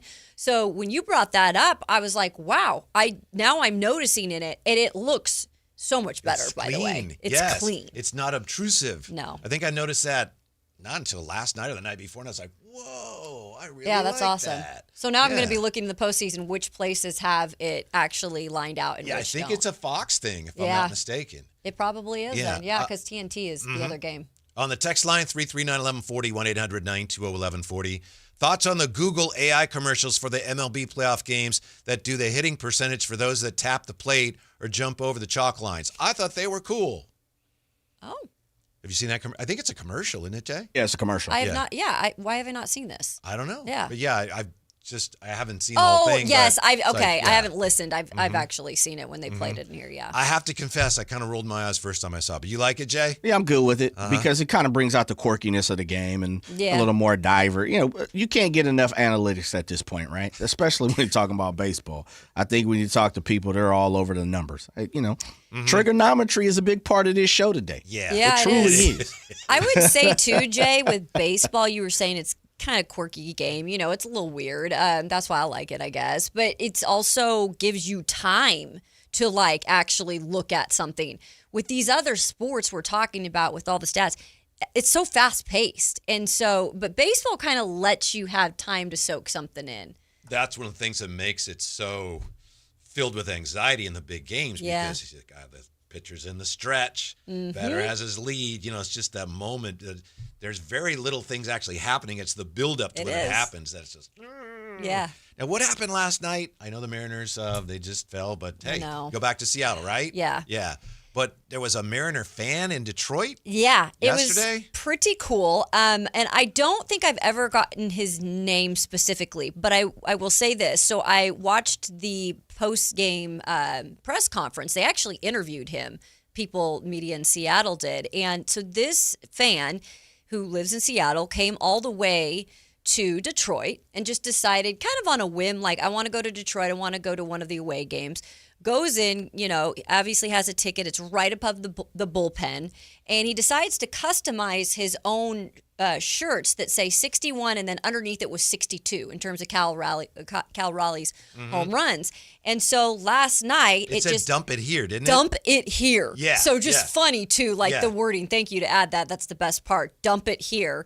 And sure enough, last night, Raleigh hits one into the it jumps into the bullpen, home run, pops up into his arms. Yeah. And he gets the 61st home run. And there we go with it on his shirt. And so he meets Cal after the game. And it was just another, what are we living in, like you said, like a sim? It's just insane. Yes. And Eddie Pinero, the 49ers, was the special teams player of the week. Right. None of this is actually real. We're all. I think we're in a sim. Some big cosmic joke. Yeah. So your Mariners will be fine. You're not worried about your Mariners, are you? Not yet. I won't put on the red alert yet. But this game does scare me a little in terms of they had it. It's October baseball. It's scary. It is. It just is. That's the nature of it. Can't bet on anything. October basketball, at least preseason basketball, not so scary, but interesting, hopefully, tonight. Kings and the Raptors. We were talking about this earlier. There's a lot in play for this roster between now and the deadline. I know that Sean Cunningham was on with Dave, and it was the Jason Ross show. Christopher Lott also featuring Carmichael Dave today.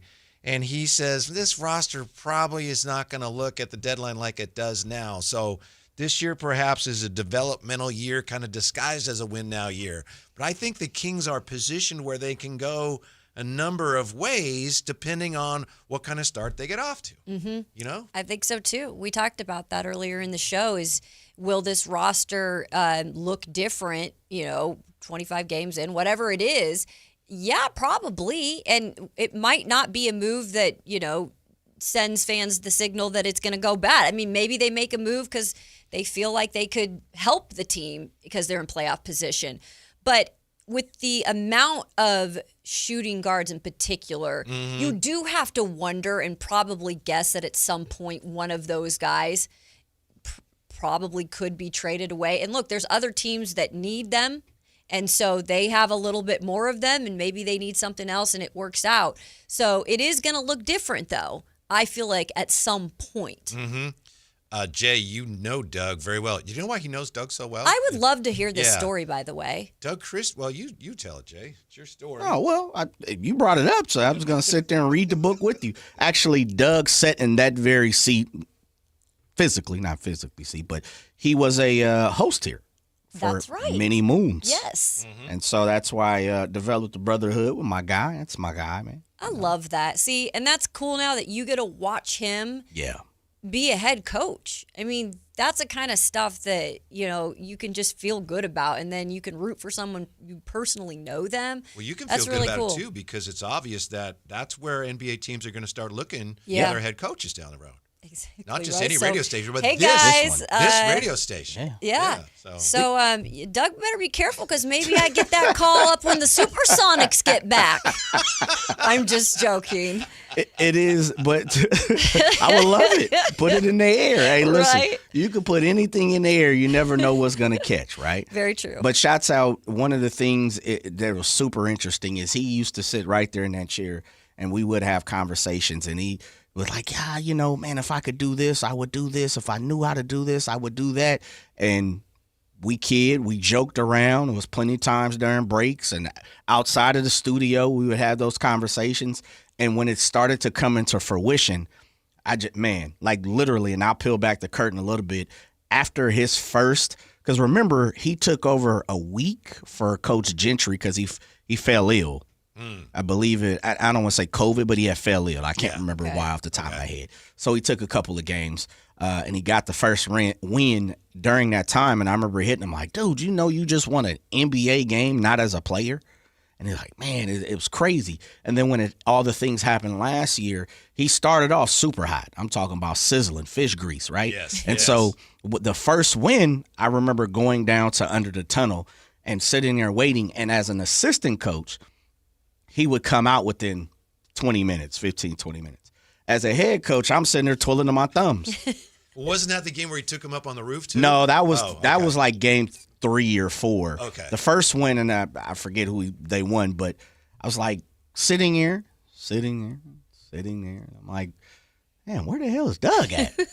And I remember thinking, oh, man, he's in the head coaching seat. Yep. Yeah. He has to do the press conferences. He's got to do all the speeches and the pats on the back. And we didn't do this well, and he's got PR stuff to do. So he finally Well, then you comes out. started going in there, didn't you? Because I've seen you in there for his post. I went once or twice. Yeah, I went once or twice. Yeah. And then I was like, he comes out and I'm like, dude, I look at I was like, damn, dog, it's 11:30. No, I kid. But I was like, man, and I think I smiled bigger than he did.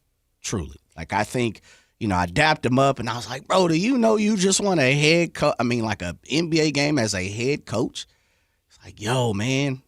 It's pretty special. Has it sunk in yet? So it was to see that from where you're at, Kayla, to see where he was, big time. That's why the one question I'm going to ask you, because being somebody who's covered a lot of athletes in their careers all over the country, the one thing that is kind of fun to do as you go to different places is when those guys make it and maybe you found something in them early on in their career where you're like, you called it. Maybe like that person was going to make it. Curious to know, Jay, like, what's the one thing about Doug Christie that you would say, hey, I feel confident that he can have success as a head coach in the NBA? Well, the two things is we kind of touched on. One of them is he's very he adapts to a lot of things. Mm-hmm. He truly does. I think I kind of to peel back the curtain a little more. I've felt like I've worked with hundreds of people in radio and television. It's probably been in the last 2 weeks alone. Yeah, that's right? it, right? Right. Seriously. And so I always say I can work with anybody. I truly felt like I've worked from A to Z. And that's the same thing I feel with Doug. I think if you put anyone in front of him, he could teach them how to play basketball. I really do. And then the second part of it is and it's kind of a complex thing. It's as much as he's from Seattle, he loves Sacramento, man. Yep. Like, you would almost have to, and here comes the complex spot to it. As much as he loves Sacramento, he loves the game of basketball. Doug is well researched. I mean, he's the type of dude who's going to go to bed at 3 a.m. and wake up at 6. Very, very, very passionate. I love that. Super. Everything passionate. that goes into being a coach. And it's interesting to see him, get the helm and him be able to kind of put his hands on certain things. Sure.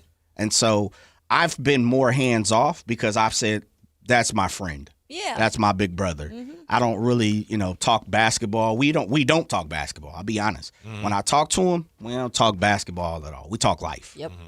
And you could believe me, if not, I could really care less about what's going on with the Kings. Sometimes they're one and the same, Jay. Yeah, very true. Very true. They are. That's a great answer. And honestly, I seriously wanted to know with somebody who, look, again, Jay worked with them for that long. I wanted to know, like, what are the signs? What are the things, the characteristics? And that right now, there told me enough. We have a gentleman in town who's a local icon. His name's Jerry Reynolds. And when the Kings first came here in 85, he was an assistant coach. He was with them in Kansas City, I believe. He became a head coach for a while during some really lean times. He's very funny and very media savvy. Became the GM of the team. Then he became the director of player personnel / TV analyst. Wonderful guy. I've gotten to know him. I'm just honored to know him. Great guy. He comes on our show all the time. And he came on our show, I think it was during the summer, and he said, he coached in junior college and the WNBA.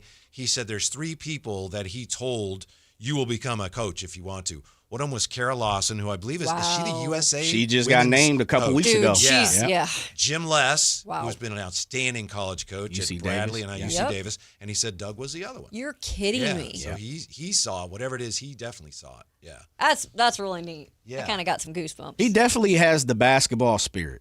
Yep. And I told a story on this show months ago, whatever, about a time where I brought my daughter to a remote location show that we had did. And at that time, I think my daughter was at 4th or 5th grade or some 3rd, 4th, 5th grade or whatever.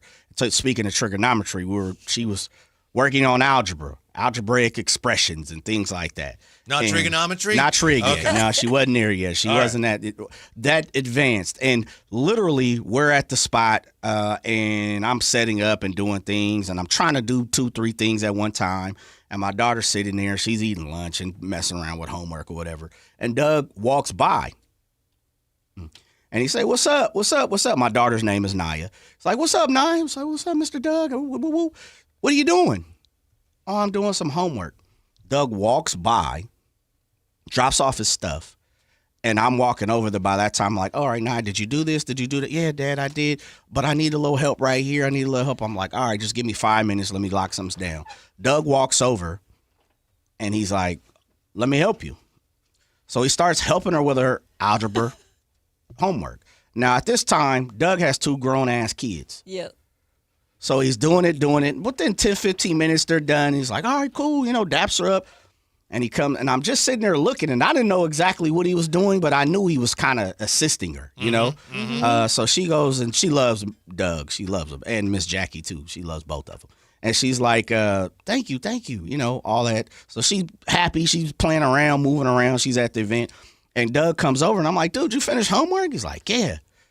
I'm like, "That's crazy." I said, "Man, because sometimes I get frustrated with it." Yeah. But he could just, what do you need? Seriously. And I say that's not saying a lot, but if you are a parent, sometimes homework can be frustrating, especially when, and I made sure I was also doing a job. Yep. But if I'm sitting at home and I'm working sometime with our homework, even now to this day, I'll be like, "Man, what in the hell are they doing?" Right? I didn't, and my wife talks about it all the time. She was like, "Dude, sometimes I can hear you down there more stressed than my daughter." You wouldn't have heard, you didn't hear a peep. It was just like he was over there teaching, soaking the game up. As you talked about player and coach relationship, you could see it and you could hear it. Where Dad, I'm like, "All right, come on now, let's go." Yep. Where he was just, everything you needed him to be the instructor, the teacher, the facilitator, he had it, right? And she listened. And it made sense. I didn't have to help with homework that day. That's one good thing about him having so many young players on the roster, because it's harder, obviously, to teach players that, like DeMar DeRozan, what are you going to teach them? Right. So, but you know how to also like you don't have to teach them anything, but you know how to relate to them too. Yeah, because you've you're also right. been a player and you've been a vet. Yeah. So that's the great part of it too. Mm-hmm. Yeah. So hopefully this is the beginning. Again, we've said that before here. I know. In Sacramento, hopefully this is the beginning of something I really hope so. special in the preseason starting tonight. I want to see what you thought of this. We talked yesterday about all the stories about Giannis and Giannis and the Knicks were talking about a trade for Giannis in the summer, and Giannis may want out at the deadline, and Giannis and his agent, the story today, Sham says Giannis and his agent are looking at what teams might acquire him in at the deadline, and I don't know if anything's going to happen, but I realized going back to what De'Aaron did last year, this might be the new way of a player asking out. They don't ever ask out because there's kind of a stigma with that. But it's just they let their team know that they don't want to stay. Mm-hmm. And eventually a team catches the clue, right? Like, well, all right, we're going to have to do something because he's not going to. But they can say, honestly, never asked out. Never asked out, but did everything but that. Mm-hmm. And I kind of get the sense that's what Giannis is doing with Milwaukee right now. I think at this point, and I heard Alan Stiles talking about it on his show today too. You were listening? I know. I'm like an overachiever. And I'm going to listen, to all these guys and kind of hear what, and I'm new too. So I feel like I got to try to get in the groove. You're already better than Draper. Draper would sit right in that seat, and I'm not listening to Alan. He's like, I'm not listening to that guy. But I know, in all seriousness, though, I was listening to him say that he thinks it's for real this time. Because we've heard this before from Giannis's camp. But, this time he feels like it's a little more, there's something to it. So maybe you're on to something like this is the way that now they're going to do it. Yeah. And it makes it, yes. Beating that exactly. drum. Until it gets so annoying and then finally, there's a change. And I'm trying to think, is that what happened the first time with Dame in Portland?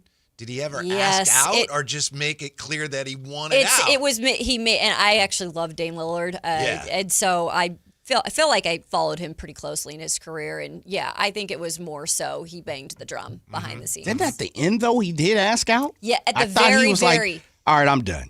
I want out. Mm-hmm. The last thing that was reported by Chris Haynes, if I'm not mistaken, that was that he actually did actually ask out. But I think he was banging that drum for a while. I mean, for 2 seasons. Yeah. And it just flashed back on a year ago because that's really when De'Aaron started beating the drum, right? Oh. Jay?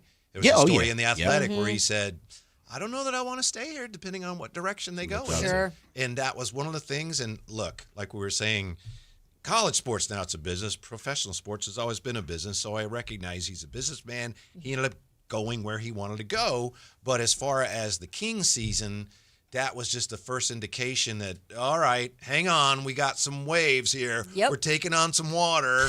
And then you fire the coach. It's like, whoa, hold on. And then you trade the year, and it's like, they went overboard. Collapse. It was rough. The one thing that caught my ear, and that's why I was like, it's probably going to be a different story here pretty soon, is media day.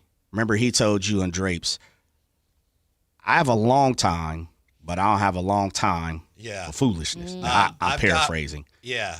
I've got more time than tomorrow, but I don't have a lot of time. And he said this at media day to start the year. Okay. To Kyle and I, Yeah. Well, that I right remember there. I kind of asked him about his future, and Drapes kind of gave me a look like, really? Yeah. Yeah. It's like, I got some time, but I don't have no time to be playing around. Yeah. Little no time to hint wait. Maybe that was it. sprinkled. I have more time than tomorrow, but I don't have any time to waste. Yes. Yeah. I was like, whoa. And how many games in was he out? Well, they Traded. didn't trade him till February? January, Yeah, February? so that was. Yeah. They were But about again, almost half, right? He made this clear. He never asked for a trade, but he also made it clear that if Mike Brown goes, I don't want to stay here. Yes. He said, I want to be here or I want to be San Antonio, one of those two, but I don't want to be here if Mike Brown's not here. So then when they let Mike Brown go, we all Then kind of knew, it was- okay, it's just a matter of time. But in a way, it's like he knew too. If something were going to happen, it probably would be Mike Brown, and then he knew. Okay, I'd already kind of put that in their ear. Yeah. You know? But I've just noticed this is a pattern. Yeah, now, it seems to is. be. It definitely Superstars. is. I didn't ask for a trade, but just so you know, wouldn't mind going somewhere. 'Cause it so what are you looks going to do about that? Bad on them. Yeah. You know, and they don't want that out there. And so I get it, but it is a little sneaky. Giannis to the Knicks. Just think what that would be like. They were saying as far that. as the media firestorm. Mm-hmm. ESPN just wants another, look into the Lakers. We need another one of those this year. Right. It's like, his family's still in Greece, I think, and wants to be somewhat like just to catch a flight over there if he can, I guess New York would be the best place. Mm-hmm. We've got one reason to doubt each of the NFL's 4-1 teams. That's in today's Kevin 7. And it's coming up next on Sactown Sports. Sunday, the 49ers take on the Bucks. Kickoff at 10 a.m. The 49ers play here. Sactown Sports, 1140. Sacramento weather is brought to you by Fidium Fiber. I'm Dirk Verdorn in the KCRA3 Weather Center. Overnight tonight, expect clear skies with temperatures dropping off into the 50s and a nice delta breeze. That's going to help to keep daytime highs lower tomorrow with temperatures in the mid-70s. Get the latest forecasts on the KCRA3 News and the KCRA3 app. It's about time they fixed that pothole. Invented better windshield wipers. Made an internet that just works. Fidium Fiber Internet, starting at only $30 a month. It feels like Fidium.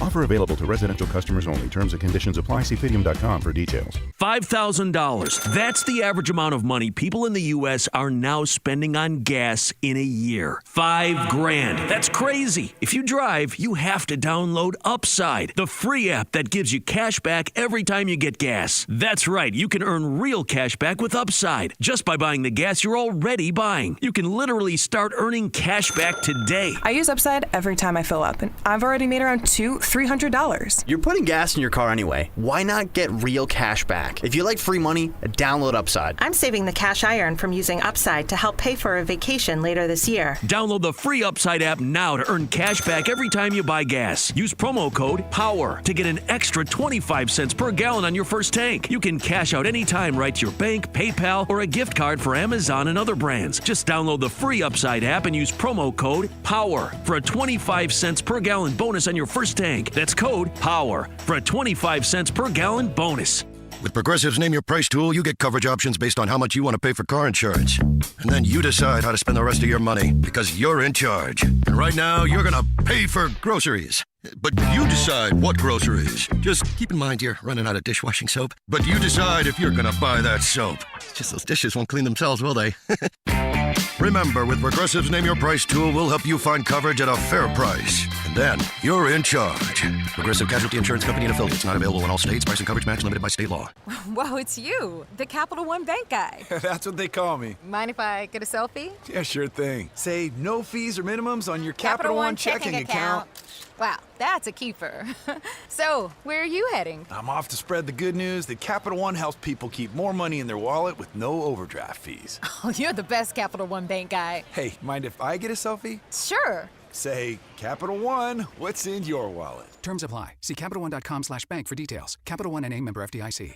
Hey everyone, it's Kyle Draper here. If you're in the market for a new car, let me tell you about my experience with Mercedes-Benz of Stockton. From the moment I walked into their state-of-the-art showroom, I knew I was making the right choice. There was no pressure from the sales staff, and if I'm being honest, I felt like a kid in a candy store. I settled on the all-electric EQS SUV, and let me tell you why. First of all, the comfort. After a long day at work, I actually look forward to being in my car. It has several different massage settings, including my favorite, hot relaxing back. Plus, the seat heating and cooling features are perfect for the hot summer or those chilly mornings. Mercedes-Benz has the reputation of making the finest cars in the world. Now it's your turn to experience what I already know. Mercedes-Benz of Stockton is the best car buying experience you'll ever have. They're just a short drive down I-5, or you can shop online anytime at mbofstockton.com. That's mbofstockton.com, and tell them Drape sent you.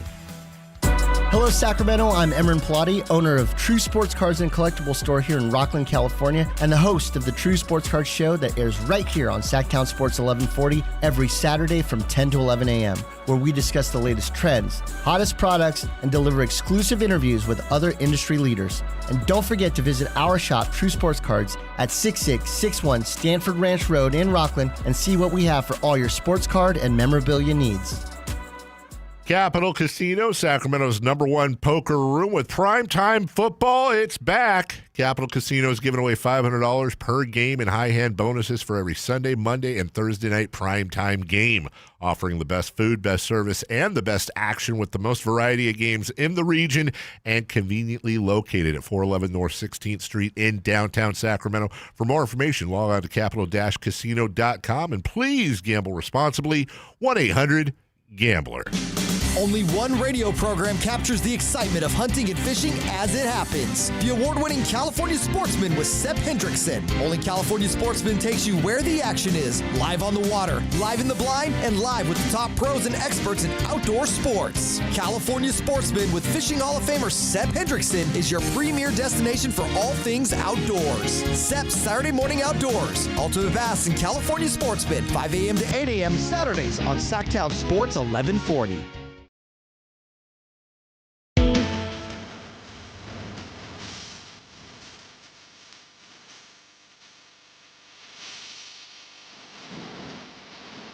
The Drive Guys powering your afternoons Monday through Friday on Sactown Sports. How about this in the YouTube chat from Peg Junk? We were just talking about Doug Christie and how he's always seemed well-suited to be a coach. Peg Junk says, I lucked out, was able to go to a Kings fantasy camp, and at the time, Doug was able to coach my uncoordinated self to finish a layup in motion off the dribble. No kidding. That's a great coach right there. He could do it all. Yeah. Compio wants to know if Giannis moves on to the Knicks, does Thanos also become a Knick? I think so. Yeah. Costa, all the, yeah. Mm-hmm. Yeah. I think it's kind of a package deal. Yeah. You know? All the Antetokounmpos. Mm-hmm. I love saying his name, by the way. It's like my favorite thing to say. Antetokounmpo. Yeah. You know? Mm-hmm. Have you ever heard some of the, and everyone's gotten used to it now, but Stacey King, I know one time called him, we can find it, Giannis Adarumbo. And have you ever heard that one? I've not heard that one. I would love to hear it. Led by Giannis Adarumbo. And Adarumbo, Stan Van Gundy called him Giannis Antetokounmpo. Antetokounmpo. Yeah, so it took people a while to get used to it. It is fun, though, to listen to how people say it. But that's a hard one to say. It's like some people can't even see the basics. Mm-hmm. You know, it's like some national broadcasters like, can you please just get that straight? Yeah, you kind of have to ignore what the letters are telling you. Yes, exactly. But that's funny. Mm-hmm. What was it again? Giannis Adarumbo. Adarumbo. And it was clearly, and it was early in his career. That's great. And it was clearly a time when he's like, I'm not sure. I'm just going to let it fly. Yeah. Led by Giannis Adarumbo. Thank you, Jay. And he even goes, Adarumbo. And he rolled it. Yeah. Rumble. Yeah. Led by Giannis Adarumbo. Yeah. That is hilarious. That is so funny. That's almost better. It's like, that's not his name, but better. Nice effort. It's almost better. Yeah. That's good stuff. Mm-hmm. I'm already sick of the whole Giannis to the Knicks thing. I know. Yeah. Let's just make it happen then if it's going to happen. Right now I have for you, speaking of the NFL and everything going on with the 4-1 49ers, today's Kevin 7 and the Kevin not 7. 2, not 3, not 4, not 5, not 6, not 7. It's not 1, 2, or even 3. It's 7. Kevin 7 with Whitey Gleason. The main reasons to doubt each 4-1 NFL team, and there are 7 of them. This comes to us from James Boyd in The Athletic. And please, Kayla, Jay, any thoughts, comments, corrections, agreement on any of these, please dive right on in. Philadelphia Eagles, 4-1. Remember, we're looking for one reason to doubt each of the 4-1 NFL teams. How about that offense? You know, you mentioned, Kayla, I know in our back and forth before the show, they had another team meeting, which doesn't bode well, right? Another behind-the-scenes team meeting, yeah. Their offense, a year ago, they were 8th in yards. As we speak, the Philadelphia Eagles are 30th this year in yards. Hot and cold offense, Jay. Bad. You ain't going to win a Super Bowl like that. Hot and cold. Especially, They have a good first half, the second half. What happened to them? And they haven't been running the ball at all. That's and Saquon Barkley's just a guy. What's he doing? He's just not doing anything. Yeah. Let him do his thing. Mm-hmm. Buffalo Bills, who looked like they were the team that was a little nervous against New England Sunday night. Their secondary is very suspect. and it's the main reason why they can't get off the field on third down. We saw it, Sunday night. Defense has been a big issue with them, and the secondary is the biggest problem with the defense that can't get off the field on third down. Number 3, Tampa Bay Buccaneers, 4-1. What's the main reason to doubt them? I know you love them, right, Jay? You're a big Tampa Bay guy. I do. Yeah, and they're having a fine season. They win at the end, all these games, but their defense tends to fade late. They have been outscored in the fourth quarter of each victory. So, yes, Baker Mayfield works his magic, but he often has to work his magic because the defense can't hold a lead in the fourth quarter. Mac Jones going to line them up this week. I was just going to say, better watch out. The Indianapolis Colts, everybody's favorite 4-1 team. Their kicker, Spencer Schrader's having a great year. He just injured his knee. He's out for the year. Ooh. So this is a team that, their kicker, they won a game against Denver. They're going to have to get another kicker now. They're all out there. Maybe that works out. Maybe it doesn't. But a kicker having a great year, Spencer Schrader, done for the season for the Indianapolis Colts.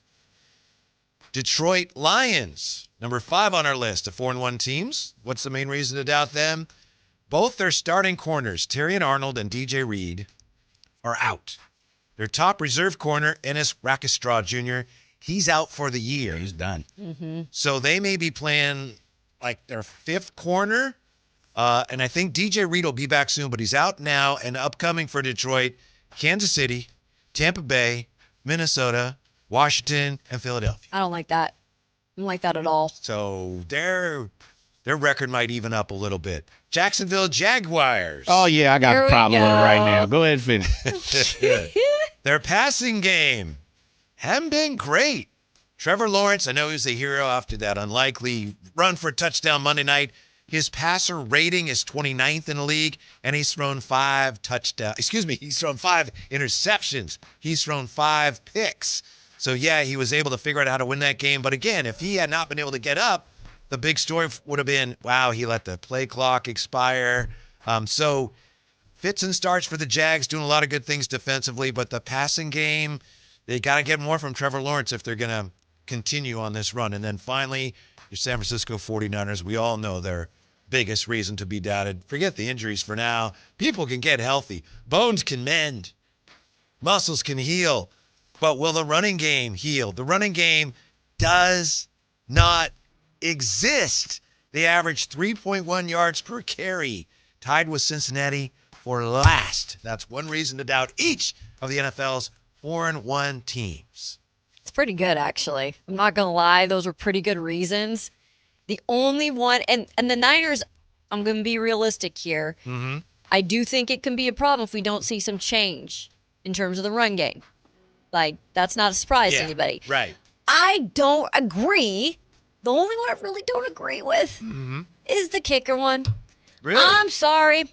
There's a lot of kickers out there, and I know sometimes you strike gold and sometimes you don't, but you'll find a kicker. You can find a kicker. I know he was having a good year. Jake Moody's out there. Hey, and he was what, a third rounder? Yeah. I mean, go get him. Yeah, I that's the only one I'll say. I maybe stretching. I got you. Yeah. There. Other than that, unless you want to play the Daniel Jones card, like plays Daniel Jones. Other than that, it's hard to find a legitimate reason to doubt them right now. Daniel Jones? That's my reason. Really? Yeah, no. He is not a You think that's a believer. bigger issue than the kicker? Yeah, because I'm with Kayla. I think you can find a kicker who's serviceable.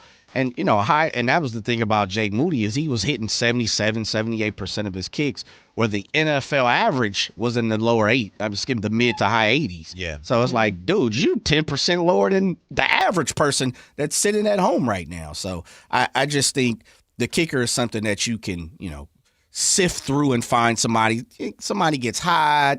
How about you don't need a kicker? How about you go put the ball in in the end zone? But I tongue in cheek. The one that I would argue against is if you're betting against you said the Eagles don't pass the ball, but if you're betting against Jalen Hurts and the Eagles I can't believe I'm arguing for the Eagles Where is the real Jay? Wait, right? I'm like, am I really doing this? I know, man. Like, he's got me by the hook. If you're betting against the Eagles to not find ways to win, when it counts, then I think you're wishing upon a star. And I'd say the same thing with the 49ers. As much as they can't,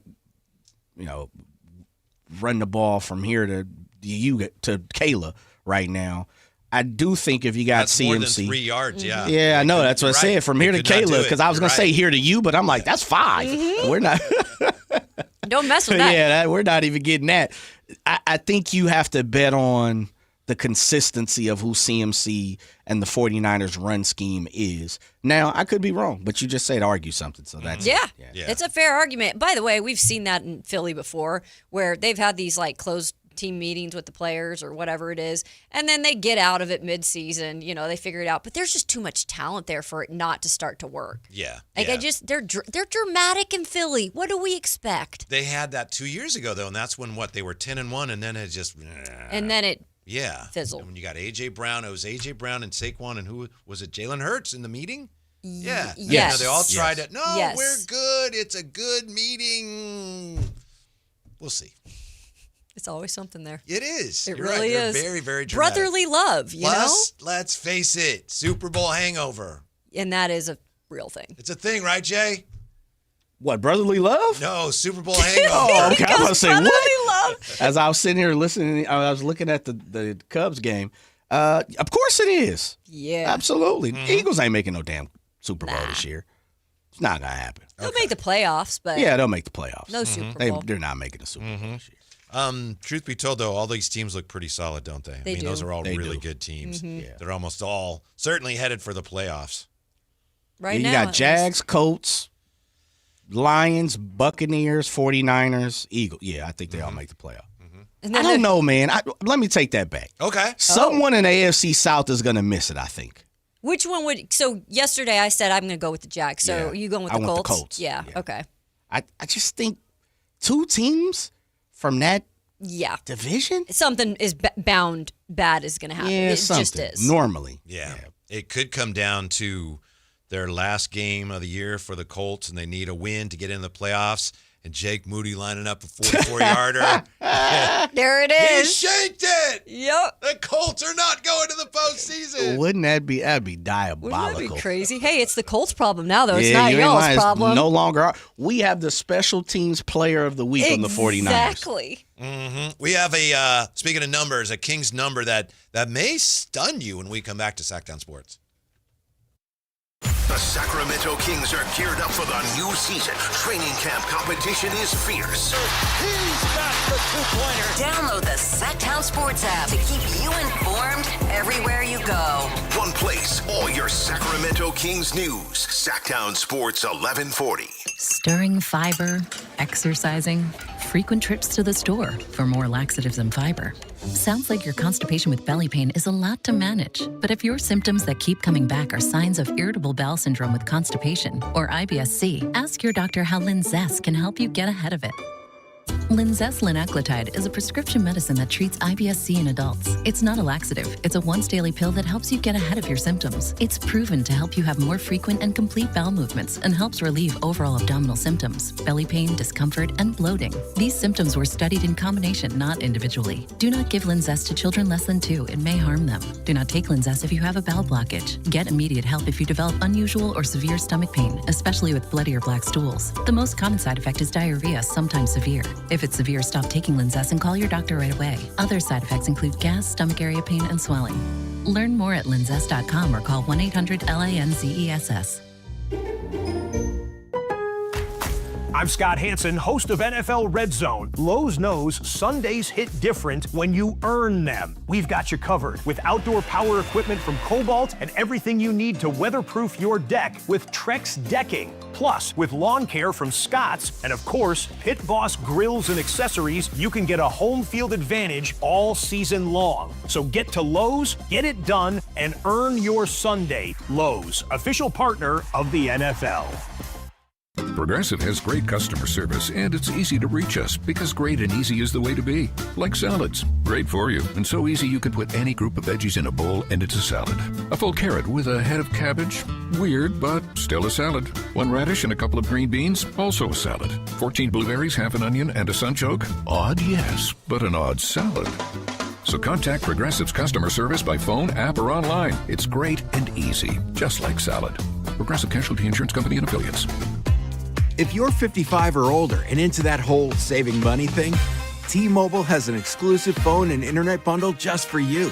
Right now, get 2 unlimited phone lines plus 5G home internet for just $30 each per month with autopay, plus taxes and fees. And with 5G home internet, setup is easy with just 1 cord and no technician needed, which is great if you're also into that whole keeping it simple thing. Switch now and experience the best mobile network in the U.S. Visit your local store to start saving. T-Mobile, it's better over here. Based on analysis by Ookla Speed Test Intelligence data Q4 2024 to Q1 2025. Ookla trademarks used under license. Unlimited on our network. Customers on voice plan may notice speeds lower than other customers and further reduction if using more than 50 gigs a month due to data prioritization. Video streams and SD on this plan. Home internet pricing after $20 in monthly bill credit plus $5 per line without autopay. Debit or bank account required. See 5G device coverage and access details at T-Mobile.com. Hey man, gaining weight, dragging throughout the day, losing your drive? It could be your testosterone. The team at Revive Men's Health Sacramento gets men back on track with the energy and drive they've been missing. Meet Tyler, Revive Men's Health Director of Operations and witness to hundreds of success stories. I've seen guys come in worn out, discouraged, and just not themselves. A few months into treatment, they're standing taller, speaking with more confidence. It's like watching someone come back to life. Like a light switch gets turned back on. When a spouse says, "Thank you, I really have my partner back, better than before," that's the moment it all clicks for me. And that's why I do what I do. Since 2011, Revive Men's Health has helped more than 120,000 men regain their energy and drive. Start your story today with an in-clinic visit or a secure video appointment. Call 916-619-3000 now to book your free testosterone test, exam, and consultation. That's 916-619-3000. Or schedule anytime at ReviveMen'sHealth.com. When I was a kid, I remember my dad, a lineman, leaving in the middle of the night. Families were depending on him to get their power back on to keep them safe and warm. Watching him taught me that this work isn't just about wires and circuits. It's about people and the trust they place in us when the lights go out. That's why I started Maverick Electric Heating and Air, to carry on that same promise of showing up, doing it right, and protecting families when they need us most. Visit callamaverick.com.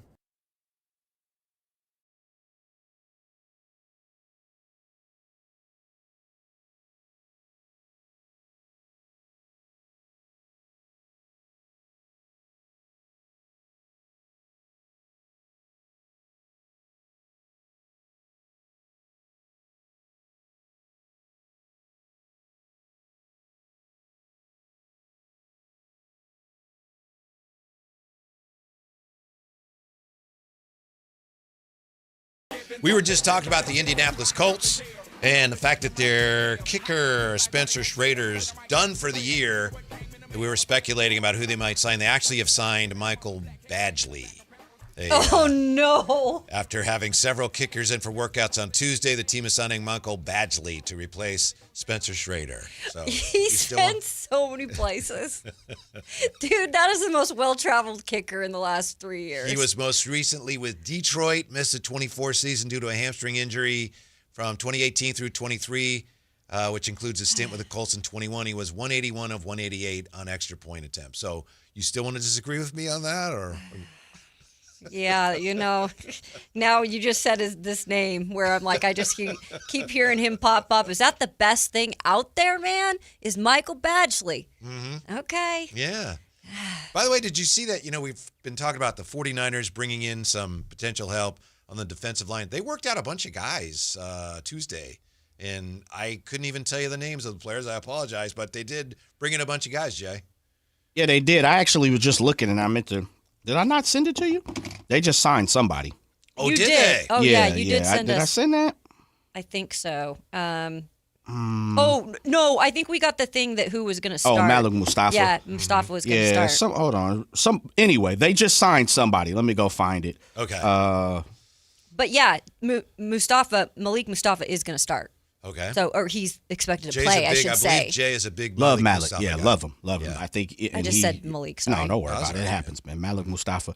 Bruce Hector who was recently with the Jets, defensive line Bruce Hector, and they released Jalen Mahoney from practice squad. Okay. Oh, okay. The Hectornator. The Hectornator. So Hector was part of the slew of people that they brought in to work out. And I think some of those weren't they already on the practice squad Yes. or something? Okay. So, Yes. It's more like we need enough bodies than this guy's going to put us over the top. Pretty much. And we're winning. I'm going to just tell you this right now because I just saw this. The 49ers announced for the first time this season, the team will wear their red standard home jerseys. Wow. Yes, I was wondering if they still had them. Yeah. So it's over. It's over, Hova. Yep. 5-1. Here we come, baby. There we go. This is the latest I think they've ever gone without wearing them, Kayla, because they had 2 home games where they wore white because of the heat, and that's the first time they've done that. Yeah. I mean, that makes sense, right? I mean, it was still very hot, too. So you can't – I like the red, though. That's a long time to make Niners fans wait.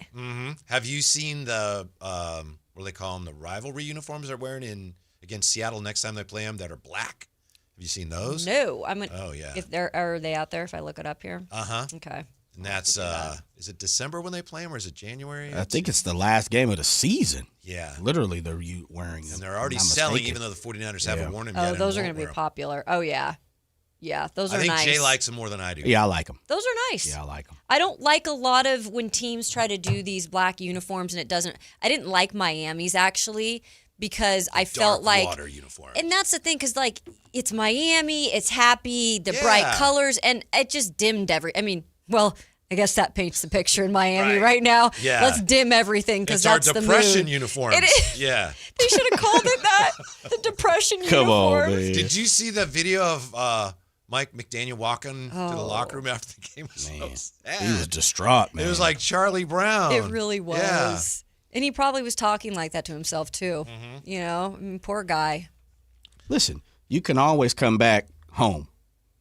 We need help with the running schemes anyways. Yes. Come on, fella. You that's come true. right on back, and you're 49er for life, baby. Nope. Come on. He might want to. He was probably thinking, it's been tough, but we got some easier games here. We'll turn this thing around. They're up, 17-3 on Carolina, whatever. Now he's got to be thinking, all right, this is, Ouch. I can't save this. Nope. We're done. Jay, I did not realize this. I was listening today, as I say, to the Jay Ross and Verlad show with Carmichael Dave. Yes, sir. And I think it was Jay Ross who first pointed this out. This season, which starts tonight for the Kings, the 10th season in the Golden One Center. I still think of it as the new building. And this will be the 10th season starting tonight. Dog, I've been here too long. Did that stun you? It stunned me. 10th season that the G1C has been open? Yes. Wow. That's our new building. I know. I would have said like 7. That means that we've had, 40 seasons at Kings basketball in Sacramento. Almost a quarter of that has been in the new building. Really? Yeah. Which 10 just years. doesn't seem possible. So what it opened in 17? I think it opened in, I'll have to look it up, like October of 16. So it's 17, 18. Oh, and yeah, this 10 this years will to be be, the 10th season. Yeah. Really? Yeah. And didn't it open with Paul McCartney doing a concert? Yes. Oh, wow. Yes. That's the way it is. Or was it Paul McCartney or was it I think it was Paul McCartney because they have the banner there. Oh, in the okay. arena still. Yeah. And then there was another rock band that jumped in after him, right? Before anything else, if I'm not mistaken. I'm not sure. Maybe so. So they kind of christened it. Like they came in and were like, you know what? We're going to bring some people in here, some bands, some big names. 10th season. Yeah. Oh, where is time gone? Paul McCartney was only 73 then. I know. Yeah, exactly. Hey, at least you guys feel like it's still new, though. At least there's that. They built the arena from what you said, like, it's new still to a lot of people. It feels new. I was wondering if it was just me, but it's not, right, Jay? No, yeah. I know it sounds funny, but I feel like, and maybe I was going to say last season, maybe it's 2-3 seasons ago.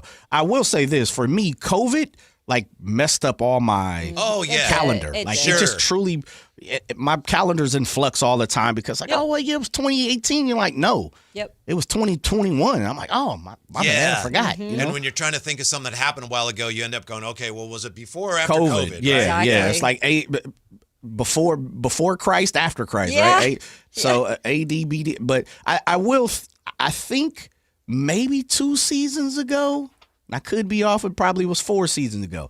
I still remember being out in the public in the City of Trees and people saying they had not been to the G1C yet. And I was like, oh, man, you got to get there. You know, if there's an opportunity I can help you get some tickets, please give me a shout. Let me know. But 10 seasons? I would imagine most people have been there by now. Mm-hmm. Damn. 10 seasons. And look, if we're being honest, they haven't done anything in this building. Yeah, you're right. Really, I'm sorry, but you're right. they haven't. They had the first Beam Team year, which was great. And other than that, yeah, there have been some standout games and moments and players. And I know the last couple of years, it looked like, no, we're trying to get it going in the right direction. But this is the 10th year, and for being honest, they haven't done nothing in here. Memories-wise. Yeah. So how about the next 10 years? There you go. There you go. The Doug Christie era begins. Yeah. And I'm sorry to be No, bring but the it's room down, true. but I was thinking about it. It's like, Sure. yeah, there's no way around that. Yeah, it's interesting because I can only think of about 5 or 6 games that really resonate with me. Dang. The bogey game winner against the Lakers, man, that place was going crazy. And the playoffs, playoffs. Yes, that's without tremendously question. crazy. Yeah. And you had, Boogie Cousins with All-Star years. Yeah. Yeah. You're right. Not a lot. No, there's not a lot going on. Man, Whitey, so negative, man. No, that's a fact. I know it it is. That It just, lets us know, all right, it's time to start yeah. make things happen. Turn it up. Exactly. Right? Here we go. Kings fans are so patient. Yeah, credit to y'all. Yeah. Because that's a long time to not really have a ton of memories in your memory bank about the Kings. Chris with a case says Maroon 5 was the second band at GUNC. Okay. Okay. Thank you, Jay. I remember something like, I remember there was a band that jumped through and people were falling head over heels to get there. I can't stand that song. Aren't they? They're coming back around like in a month or two. They have Are they really? I think they have a hit that they did with somebody else, I think. Campio says Kings need a new arena. I think. Okay, Campio, slow down. Slow down, Campio. Doco is still being added to. There's still things that are being added to Doco as we speak. Restaurants and places and lounges and bars and it's just so much that's being built around the area already. You can't up and jump just yet. Other than the stupid piglet statue, Doco is great. Wait, I gotta go check that out. They have, they have this new area down there, and again, it's not new, but it's great. Man. Okay, it's such a treat every time you go to a game, park in the arena, a parking lot, into the theater, and then walk through Doco to get the arena. It's great. It's amazing. I still can't believe that we did that here, but they have this. They had a chance to put a statue or something there, and they commissioned some artist to do like a piglet thing. It just, what? My goodness. Yeah. So. It's very artistic and people love it. I'm just not a fan. But a piglet. Okay. Yeah. All righty. Miss Piggy. Yeah. Not Miss Piggy. Piglet. Piglet. Yeah. Piglet. Yeah, because this get artist that name apparently- right. Yeah. Well, no, just because this artist apparently that's what he does. He does Winnie the Pooh characters, and we got Piglet. So. Sounds like you wanted Christopher Robin or something, huh? Piglet. Oh, bother. Dang it. I've got an ear full of fluff. We're going to talk to Stevie Johnson. We're also going to qualify some people for something very special, aren't we, Jay? Yes, sir. We are. Stick Little around. word of the day. Drive Guys rolling on Sactown Sports. Oh, bother. The San Francisco 49ers play on Sactown Sports 1140. Touchdown 49ers! Every game on your #1 sports station. Don't miss the action on your local sports leader. Sactown Sports 1140. This is the story of the one. As a safety manager at a manufacturing plant, he does everything he can to keep his coworkers safe. From finding ways to reduce risks to keeping safety supplies in stock. And for that, he relies on Grainger. Grainger offers a broad range of quality products and next-day delivery, so he can always play it safe. Call 1-800-GRAINGER, click Grainger.com, or just stop by. Grainger, for the ones who get it done. Get in the zone, AutoZone. Annie's first oil change wasn't as hard as she thought because she went to AutoZone, where a friendly AutoZoner helped her find the right oil and save on an oil filter. He explained the job and showed her free how-tos on AutoZone.com. When she was done, AutoZone recycled her old oil for free. No hassles, just help. Everything you need, nothing you don't.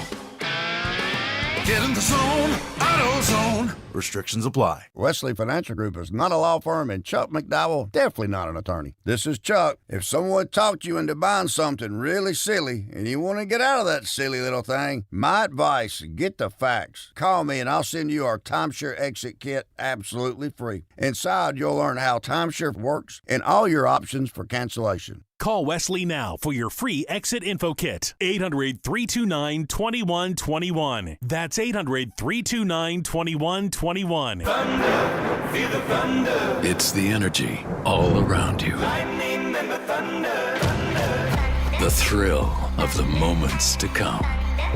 The flash of lights. The rush of pure exhilaration. Thunder. The roar of the crowd. See it. Hear it, feel it. Thunder, feel the thunder, lightning and the thunder. Thunder Valley Casino Resort. Feel the thunder. Carmichael Dave here with breaking news. American Energy Heating and Air is changing their name to American Energy Home Pros. No, they're not going to do poetry, not that kind of pros, as in professionals. Hey, listen, I've told you for months, they want to be your second opinion partner. Of course they do. They want to come out to your house for free. Take a look at whatever offer you've been given on your heater, on your air conditioner, and now your plumbing. And what will they do? They'll give you a replacement quote. They'll give you a second opinion, which does two things there. Number one, it lets you know that whatever service you've been quoted, you actually need. And number two, it's going to let you know, A, if you have a great price from somebody else, or B, more probably, if you have a better price from American Energy Home Pros. Been in business since 1981, 916-520-9990. That's 916-520-9990. Just announced, Stockton Honda has been named #1 of California's best car dealers in 2025 by USA Today and Statista. This prestigious award is based on thousands of customer reviews and recommendations, ranking dealerships for service, value, and satisfaction. Out of hundreds evaluated, Stockton Honda is proud to be #1, recognized for all-around excellence and commitment to our customers. Visit Stockton Honda, where reputation meets the road. Anytime, anywhere, it's all here. StocktonHonda.com. When I was a kid, I remember my dad, a lineman, leaving in the middle of the night. Families were depending on him to get their power back on to keep them safe and warm. Watching him taught me that this work isn't just about wires and circuits. It's about people and the trust they place in us when the lights go out. That's why I started Maverick Electric Heating and Air, to carry on that same promise of showing up, doing it right, and protecting families when they need us most. Visit callamaverick.com. KHD1 Sacramento, KYMX HD3 Sacramento. Your home for Kings basketball for over 25 seasons. Hammer time thrown down by the league. From the Power Business Technology Toshiba Studios. Sactown Sports, 1140.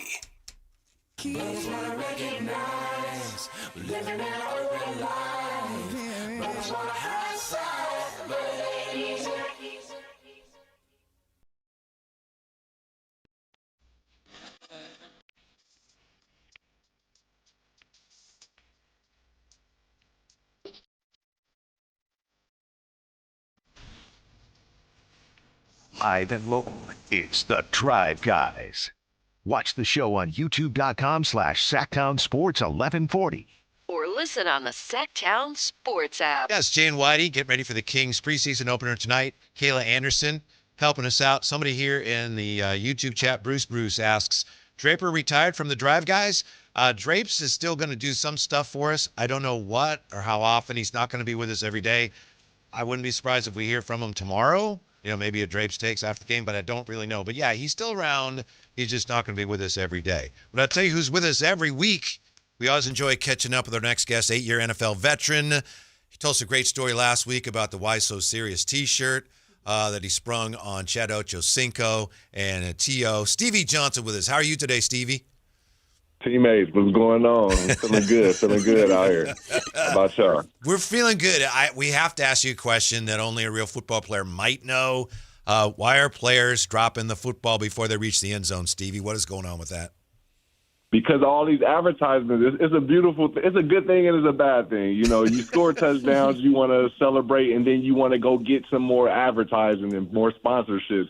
They're focused on that. They need to lock back in and just get the ball to the ref, then celebrate and get your advertisement time. I don't know what's going on right now. Well, we've been kind of asking what is going on with the Niners in terms of how they're winning games. How fun has it been to watch the different things that are happening with this team right now? When they're down so many players, that's not the fun part, but just that they're able to pull out these wins. Yes, Kayla, I love that you bring that up because it's simple. It goes back to just heart and determination. You know, with guys missing because of health, then you have guys that's stepping up that's on the second string, the third string. As you see, we had our top 2 wide receivers out, yet we still had our third string receiver get over 120 yards. So that's just guys having heart and determination and great coaching, I'll say. Mm-hmm. Stevie, does that indicate, I think it does, but I don't know, you tell us, when you have a team with all the injuries, but the team still is playing hard and winning, that shows, I don't know if they're fond of the coach, but the coach definitely has their attention, right? They still have faith in what he's doing if they're playing that hard for the guy. Absolutely. It's attitude, you know, from hard determination and with the coaching, you know, having that attitude that no matter who's on the field, we're going to be the best. That's fire. That's a great mindset. And not to mention the coaches playing into the players' favor as far as getting back to that West Coast style offense. Oh, yeah. Getting the ball out quick and utilizing our guys, in space. When it comes to Ricky Pearsall, and hopefully we'll see him back on the field here sooner than later, early on in his career, I get it, but what has it been like watching a guy like this who's already been through so much, you know, early on in his career, just to kind of blossom? Yeah, it feels good. I can think back on my time. You know, it took me at least 2 seasons to really get on the field and start producing. To see what Ricky's been through off the field, and then see the build up from his from earlier this season to the plays that he's making, the one-hand catches that he made back in college. Now he's doing it in the NFL. It's beautiful to see, and it's only better for us because he's on our team. Attaboy, joined by Stevie Johnson, Mr. Himothy himself. Stevie, man, I'm going to stay right there with the wide receivers. You talked about K. Bourne getting it in last weekend, man. What, just as someone who's played the position, and, you know, Kendrick's done it for a decent amount of time at this point. He showed up and showed out last week. Did you see anything different from him, or was it just more the chemistry with Mac Jones? What were you peeping during the game? Yep, there it is. It was chemistry from Mac Jones. It's the attitude. It's that 49er feeling. You know what I'm saying? It's the gold rush that they feeling. Looking at Fred Warner, looking at his teammate, because Kendrick, he's one of those guys who's he's a team player. In the locker room, he's vibing with everybody. So I know him watching what Fred Warner's doing and how he's leading that defense. He know he's got to make his plays. And like you said, the chemistry with Mac Jones, that only makes it easier. And then the play calling, you know, getting the ball out to the guys and letting them be playmakers. That's a benefit. Yeah, it's Stevie Johnson with his, of course, 8 years in the NFL. Bills, 49ers, Chargers had, I believe, 3 straight 1,000-yard receiving years with the Buffalo Bills. Stevie, you said something really interesting, something that we've been talking about with the 49ers unable to run the ball, and it looks like, you know, with this wide zone offense, it is based on the West Coast offense, and they're kind of getting back to that. What are the responsibilities of the receivers? How tricky is it if you're running more West Coast stuff? Getting the timing between a quarterback and a receiver, especially when the quarterbacks have been changing because of injuries and the receivers have as well. Yeah, you got to have route IQ. Yeah. And that's a great thing when you see your top 2 receivers go down, yet the offense still moves without a beat, you know, is excellent. You know, so that's route IQ, knowing how to run routes through zones or man coverage. If you're hesitant, that throws off the timing for your new quarterback. Again, now we don't even have our starting quarterback. So, you know, these guys are being coached well. And that's the creativity of Kyle Shanahan's offense.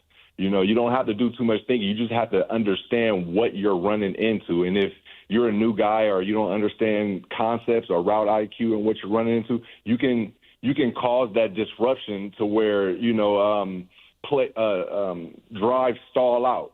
You know, but you don't see that at all. You just see straight competition going on, and that's a good thing to see from both sides. Stevie, they're headed down to Tampa Bay and taking on a pretty good Bucs team right now, but led by Baker Mayfield, who has really rejuvenated himself down there. Were you surprised to see at this point of his career him doing what he's doing? No, I'm not surprised at all seeing what Baker's done. I've been a fan of Mayfield's competition and the way he attacked the game since seeing him in college. My thing with the 49ers, both of these teams are 4-1. The Niners are going on the road, but they've established being road warriors. Going into L.A. and shutting down a powerful offense like the L.A. Rams, going into Tampa Bay, it's going to be no difference. And they're going to be down a few receivers. Mike Evans, I don't know if Godwin's playing or not, but also Bucky Irvin, a talented guy, running back out the backfield. So I feel like our 49ers are built for it. Like, again, they got the attitude to go on the road and take over. So I'm looking forward to seeing it. Steve, stay right there because you've had the opportunity to play on both sides of each coast. Of course, you're a West Coast boy through and through, Bay Area. 707. But you also played part of Bill's Mafia, which is pretty much as far as possible you can get up north on the East Coast to come towards the West. Just talk about flying from west to east, east to west, coast to coast, and having to lace them up. Yeah, it's interesting. It depends on how the first few weeks went, because if you've been at home the first couple of weeks and then you fly to east, it's like a vacation. Nowadays we got teams that's coming from Brazil, flying to other countries, then having road games and then having to come back home just to fly back east. The schedules get wicked, but that's the entertainment world. For me, it was all about competition. It's the same way I see the 49ers. I don't think they mind going on the road, playing against teams that they think that they're the underdogs with. They bring on this, they bring on that pressure, and you see it when they play. They don't stop. And I speak for the defense when I say that too. They play hungry all the way through, even on 1 yard line. They get that forced fumble. That's no quit. That's competition and effort.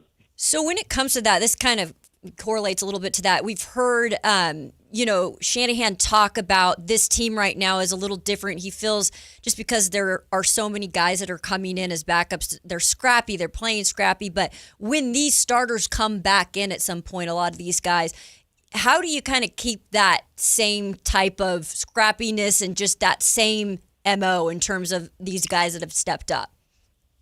I would love to get specific on which guys to speak on, but I'll speak overall.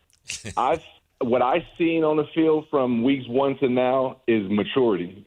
And when I say that, I'll point out Mac Jones. Okay, Brock Purdy is the man there. We know that. Mac Jones, he came in and he continued to lead the team to victories. Then Brock Purdy came back halfway injured, and Mac Jones didn't make a fuss at all. I feel like that attitude trickles down to each position to where when those starters come back, the maturity of this team, it won't matter who's in. Let's just keep winning, guys, because there's a bigger prize, So I think it's gonna benefit the team no matter who's in. If we're speaking personally, though, I would love to see Mac 10 continue to lead the offense and go from there. It looks like you may get your wish with Brock Purdy still nursing that toe injury. But why do you say that, Stevie? Well, I just see the way he was getting the ball out. He was getting the ball out fast. He the same things that Purdy can do, but it was just a different edge because he is the backup and he understands, hey, I kind of got nothing to lose. So he's got that little bit of edge to do certain things. And he also understands how to utilize his weapons. You saw with Kyle Shanahan, I don't know if it was a Shanahan play or if Mac Jones called it, but when he motioned McCaffrey to the left side and saw that defense move over, and then he hit Tungus on the backside, I mean, that's I do that on Madden all day, but you don't expect it. You know what I mean? That's playmaking ability. And it was just that part of it that kind of got me, and I was just like, man, I like how he moving the ball, even though it's tricky, though, doing those small passes because it can lead to penalties. But, again, this team is mature. I think they're ready to go to the next level. Stevie Johnson with us, of course, 8 years in the NFL. This may be kind of silly, but it's been a story around here, Stevie. Mac Jones was cramping up against the Rams, and so there was a big story, a lot has been made of the fact that he was eating bananas, drinking pickle juice, and now they're going to Tampa Bay. I don't know if you ever have resorted to pickle juice, but how would you, when you played in the NFL, deal with the heat and humidity of going into Florida? Oh, my goodness. It's crazy because you can literally do everything you need to do. Drink your Gatorade, your water, stay hydrated, eat right. But it's just something about when you in those lights and the interviews, the competition, you want to run your hardest, your fastest, and you just end up cramping up. Like sometimes it just hits you. I know it hit me before going against the Denver Broncos, but and I know I prepare for it. I drink all the water and everything, but no pickle juice. You're not a pickle juice guy. Vlasic, you ain't got no Vlasic. All that. Like, and I love pickles. I ain't gonna cap. I just went to the farmer's market and picked up some pickles. I went to the farmer's market specifically to get pickles. That's how much I love it. But yeah, it happens though. It happens at the end of the day. And I think Mac's just real geeked up, and he'll stay calm and just let loose and be all right. Stevie, one of the things that is super interesting when you talk about that, you said Denver. Rank them for me, because you've been in the snow. You've obviously been on the West Coast. You got the altitude. Yeah, you got the altitude of Denver. You got the humidity of down south. Where's Florida play at the hierarchy of that's a little difficult? Yeah, no, Florida is the worst. I'm not gonna lie. It's the worst when it comes to heat. Well, no, I'm sorry. I don't want to say Buffalo is the worst, but I mean, you know how cold it gets. That's freezing, bruh. We West Coast boys, man. We ain't used to the shoveling snow to get out the driveway. Right, like it was wild, but it's beautiful to see though. It looks nice. Minnesota was really cold, even though that was a dome we played in. But when we went outside, it was freezing out there. Yeah, but I mean, playing in Candlestick, I think that was something that I really enjoyed. And then going to the new stadium with Levi, it was pretty sweet.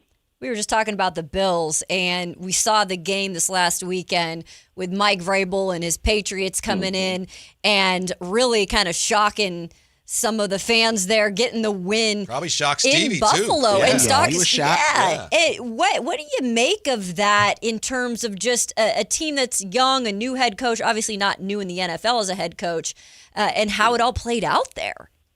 Yeah, it's many things we can speak on. One, it's a division matchup, so those matchups are always interesting. It's a healthy team. Both teams were, somewhat healthy, but the Patriots, they were definitely healthy. At the end of the day, the Patriots came out and they figured out how to win. That week, it was the week that the Patriots figured out how to win. And how is that? One, okay, let's not turn the ball over. Let's cause turnovers, and let's get the damn ball to dig.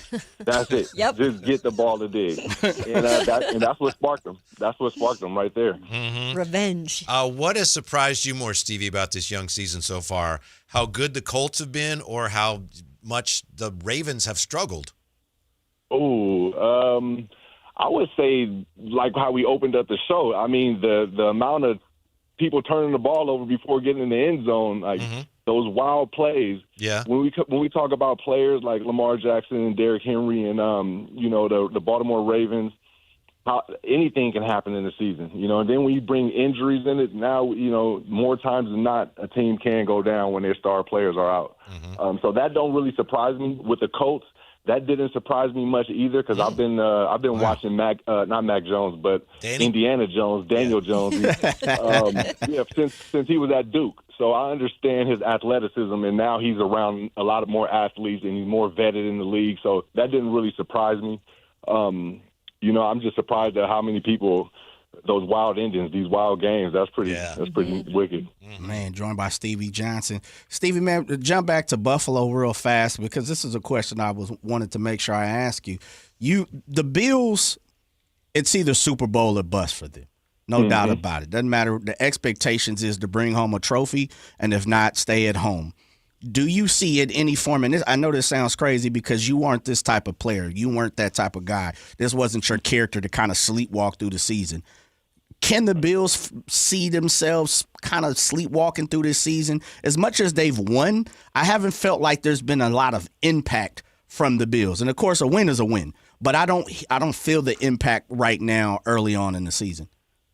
Yeah, and the reason why is because they took that beating on primetime. Now, if they was to win that game and then lost during one of the few 1 o'clock games, right? Then we can say, yeah, they sleeping through and barely getting by on these primetime games. But they actually got handled, and it looked like they didn't have many weapons around Josh, as opposed to what it looked like when they made that week 1 comeback in the fourth quarter. You know, he was dotting it to everybody, getting it out quick, like we was speaking on with our West Coast offense and 49ers. Like, that's what the Bills need to get a little bit of. They're waiting for plays to develop, and that wake-up call is now. So they've probably been sleeping, thinking, okay, we'll play around, get fancy, try to get these 4th and 2s on reverses and things. Nah, it's not time for that. That wake-up call was last week when they got beat by the Patriots in Drake May. Stevie, Whitey had his, what is it again, the 7? Sorry, I'm new, so I'm learning all this. Kevin's 7. Kevin's 7. Yeah. And earlier we had spoke about the 4-1 teams, like the one thing maybe you're worried about. And for the Eagles, it was, what exactly is this offense doing right now? The run game is the bread and butter for them. But the wide receivers, you got to get them the ball too. A.J. Brown, Devontae Smith, they had another meeting. What do you make of that being a former wideout and just how you deal with situations like that? You want the ball, but you got to win games. Yeah. That one is pretty tricky. You know, if I was out in Philly, I wouldn't be making a fuss about it at all. One, you have a generational talent in Saquon Barkley. You know, and then you have a guy in Jalen Hurts that's managing the games and not being in the media, doing no crazy stuff. He's very balanced and a great leader. He's also, not only that, he's shown that you can go through a season and get minimal targets, yet get to a Super Bowl and be the guy. You know, and he can do that with multiple receivers. So if I was a receiver, I would just, you know, play my position and do what I need to, and then look back at the film. You know, Hurts gave those guys opportunities, and some of those opportunities he didn't have no time to get them the ball. So you got to get your route open faster, or you know, don't blame on the quarterback. You know, you gotta figure out a way, and that's the same thing with the Bills got to do. The 49ers receivers have figured out a way, and that's through their offense is helped, but still they're attacking the game with a different attitude than these other teams. Just a couple more for Stevie Johnson. We appreciate your time, Stevie. I know everybody's different and somebody can have an injury. 2 people can have an injury, but it affects them differently. That said, I'm just wondering if you had any experience with turf toe. Apparently Brock Purdy has some form of that. He's probably out again this week. We're not sure how he's progressing. Do you have any experience with turf toe? Anything you can tell us about turf toe as an NFL player? Man, you know what? No, good question, though, because every player is dealing with an injury. I can tell you about one I was nagging on. I had a growing tear, and I was just dealing with that for the entire season. But the difference is I didn't have $200 million, so I couldn't sit back. I had to figure out a way to keep playing so I could get paid. That check, baby. Hey, for real. Hey, you can figure out a way. I think Brock is actually being a great captain right now, because he can come back, and you know, but he's not forcing the issue. Yeah. So I got to give credit to him behind the scenes. That's the game within the game. He can force the issue, because I can speak on another situation where I had a dislocated shoulder, and I should have came out the game. However, I was so into I'm gonna have this a great game, even though I dislocated my shoulder. I should have sat down and let my teammate come in and take over that game, and you know, and it hurt me even more in a sense. So, you know, I really commend what Brock is doing right now. Get 100% and let the guys flow who's flowing right now. So let me just clarify that. I know, Jay, you have a question, but, you know, most of us, you dislocate your shoulder. We're out of work for a month. Yeah. But you dislocate your shoulder, Stevie, and you stayed in the game? I stayed in the game, man. It's like nobody. In my mind, I felt like nobody's going to understand the severity of this shoulder, because when it happened, I like popped back up, and then I, you know, went off, or I popped it back in, and you know, you got to keep going. If they say you're out, it's like, what happened? When did it happen? No, that's a fluke. And it's like, man, I don't know. I just wasn't built like that to sit out. If I can still go, I'm gonna still go, and it kind of hurt me more though. Wow, man. Stevie, last one for me, man, because I know you're a video gamer. You jump on the sticks here and there. We was talking about the Oregon Trail this past week, brother. Man, you right there in that era with me a little bit. Man, you remember that Oregon Trail? Yes. We was in the school with the Oregon Trail. When I was on, I knew it was chill. It was a cool day. That's right. There we go. I got some time to chill, you know, communicate with the homies. Yeah. I wasn't too much of a talker, though, in class. But when Oregon Trail was on, that was cool, because you can play some video games in school. That was cool. See, I knew you was a dog with it, bro. Yep. I knew you had. I knew you knew the Oregon Trail. I love it. We need to bring back even more educational video games. Remember Parappa the Rapper? Yes. Yeah. We need to bring back Parappa. Man, come on, see?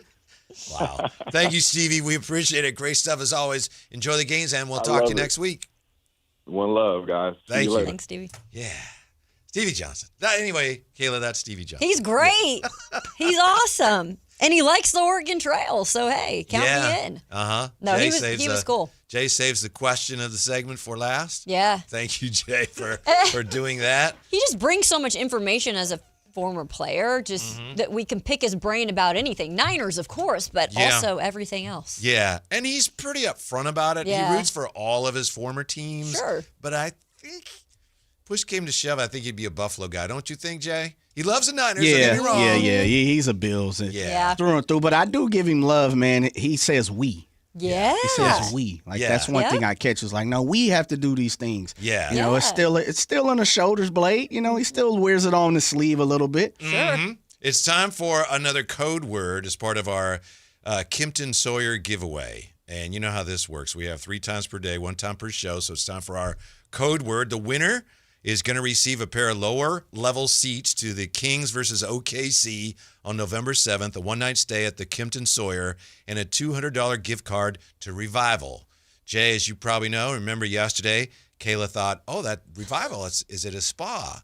People at Revival Hot heard stone that, action. And they've invited her out, and I think she's getting set up with a really nice we're time. good. 100%. Yeah, I'm excited, guys. Yeah, so they really appreciated that. Yeah. They realized, okay, that's what it sounds like. Well, we'll show her what it's all about. Anyway, here Still is relaxing. Exactly. Yeah. The word for this hour is, make sure I have it right here, revival. Boom. Really? Revival is the word. Perfect. All right. Yeah. So that is your code word, and know that, and that could be your ticket to the grand prize. Again, that's pair of lower level seats to see the Kings and the Oklahoma City Thunder. Boo! Overrated. On November 7th, one-night stay at the Kimpton Sawyer, and a $200 gift card to Revival. When we come back, the 25-26 Kings, who you riding with? Next on Sactown Sports. The Drive Guys, weekdays 2 p.m. to 6 p.m. On Sactown Sports 1140. Hey everyone, it's Kyle Draper here. If you're in the market for a new car, let me tell you about my experience with Mercedes-Benz of Stockton. From the moment I walked into their state-of-the-art showroom, I knew I was making the right choice. There was no pressure from the sales staff, and if I'm being honest, I felt like a kid in a candy store. I settled on the all-electric EQS SUV, and let me tell you why. First of all, the comfort. After a long day at work, I actually look forward to being in my car. It has several different massage settings, including my favorite, hot relaxing back. Plus, the seat heating and cooling features are perfect for the hot summer or those chilly mornings. Mercedes-Benz has the reputation of making the finest cars in the world. Now it's your turn to experience what I already know. Mercedes-Benz of Stockton is the best car buying experience you'll ever have. They're just a short drive down I-5, or you can shop online anytime at mbofstockton.com. That's mbofstockton.com, and tell them Drape sent you.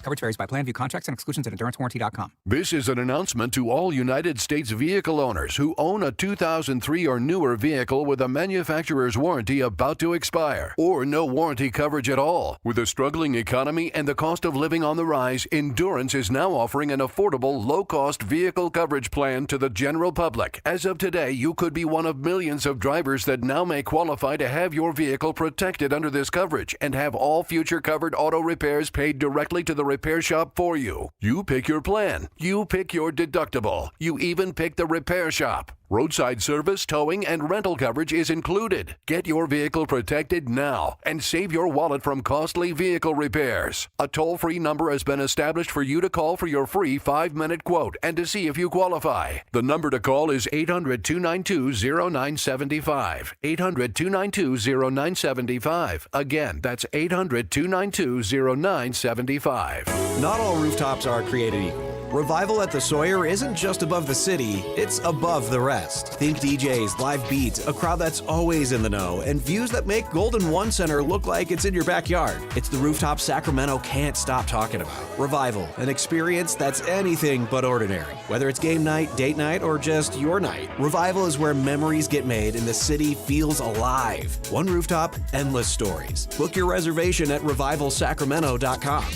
I found out that one of my players was vaping, and I said, hey, right now it's time to be honest with me. And he said almost everybody in my team was vaping. The next day, all the parents came in. I said, how many of you guys think that your kids are vaping? Not one of them raised their hand. There's a joint fight to make something better. We don't sit back and let it happen. Coach Sanchez is exposing Big Tobacco's playbook. Learn how he and other Californians are beating Big Tobacco at undo.org. Confidence is knowing you're ready to handle whatever comes your way. That's what it feels like to take on your workday with Cintas.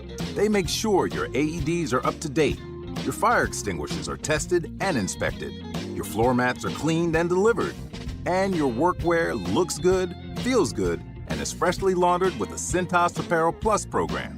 So are you ready to take on today? Visit Cintas.com and get ready for the workday.